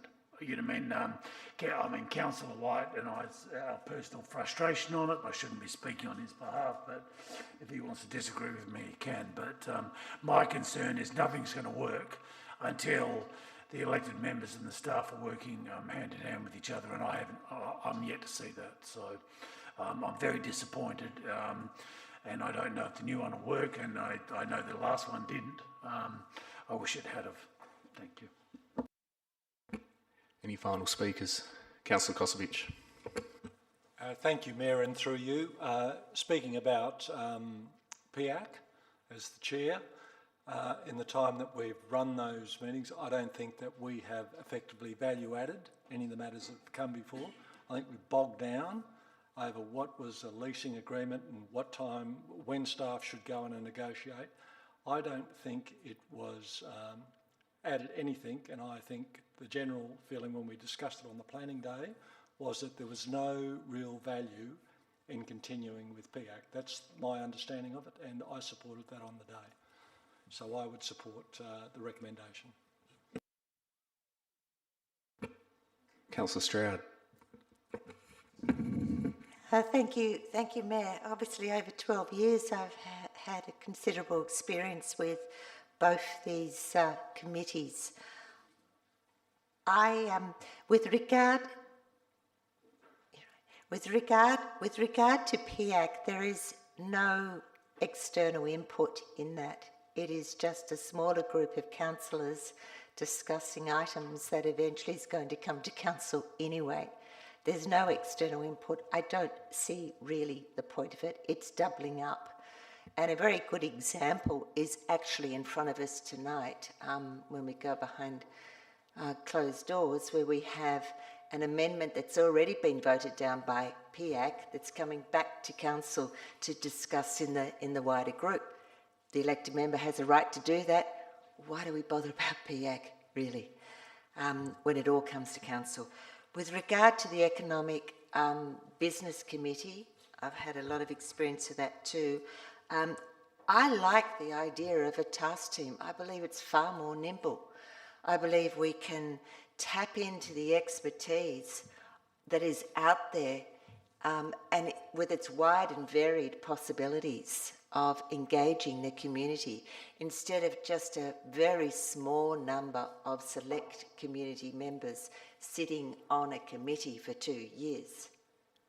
And that, I believe, is the difference and the strength of this task force, that we can engage a much wider range and have that input in. And it can, you know, the topics, I believe, have all the possibility of being introduced by us as much as the staff. And I believe it's very much worth a shot. Thank you. Councillor Hammersley. Thank you. Yeah, I wasn't really planning to speak on this, but I think I will, because it's important that that we are aware of what we're doing and why we're doing it. And I think I am going to support this. And the reason I'm going to support it is that the lack of effectiveness that is perceived is probably more a function of the local government system in which we work and the frustrations that elected bodies have. But I think that this particular council, under the current mayor, has gone a long way in addressing, potentially addressing that problem, because if we organise ourselves, if we communicate clearly what we want, and don't just leave it to the staff to interpret documents that were developed by previous councils a few years ago because they don't know what else to do because we're not clear, then nothing will happen. So something will happen if we organise ourselves. And then, of course, ultimately, there's always the elected members' motion. And, you know, we've seen examples of that where in economic development, thank you, something was put up and off we went. And we got there and got that thing happening. So I think committees are really there to serve the council in the sense of having a workload, but these committees are really a hangover from a period when we had 13 or 14 councillors, a mayor and 13 councillors originally, and then we lost one, but we lost one. Thank you, City of Perth. So you can see when you've got a big group like that how hard it is to get through the agenda with everybody debating everything, and I think I take that into account. And then, of course, if this is, let's try something different. If it doesn't work to the satisfaction of the council, can go back to committees. So for those reasons, I will support it. Councillor Jennings. Thank you, Mayor. Small question just before, in case you need, people haven't spoken. In your point 5, your amendment, it's got workings. Just might want to change that to workshops. But I can't suggest that because I've spoken.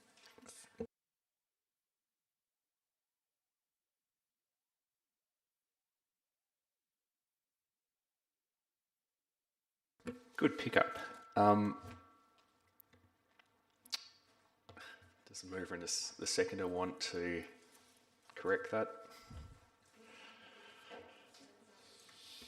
Okay, I think that's fine. We're altering the wording with the agreement of the mover and the seconder. Councillor Hammersley, I had you down as moving, so I haven't really paid attention on this item, but we've heard you speak a moment ago. Do you want to close as well? Okay, I'll call the vote then. All those in favour? All those against?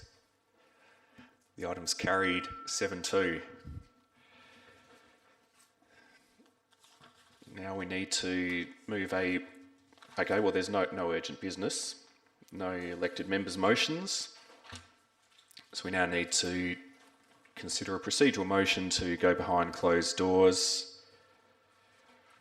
to deal with the contract which we're proposing to enter into and to possibly deal with the matter which, if disclosed, would reveal information about the business, professional, commercial or financial affairs of a person. Mover and a seconder for the procedural motion, please. Councillor Stroud and Councillor De Vries. All those in favour? The procedural motion's carried unanimously, so we'll go behind closed doors.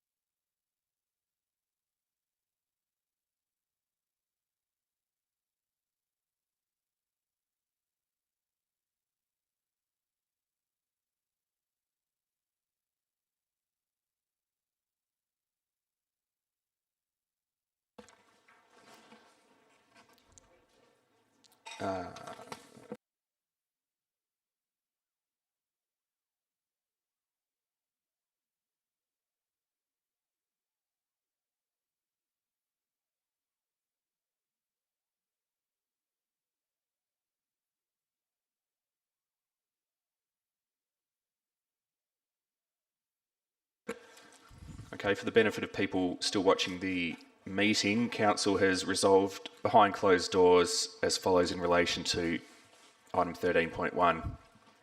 Council resolves to lease 588 Hay Street, Subiaco, to Coed Proprietary Limited on terms consistent with the terms contained in this report and otherwise on terms acceptable to the City.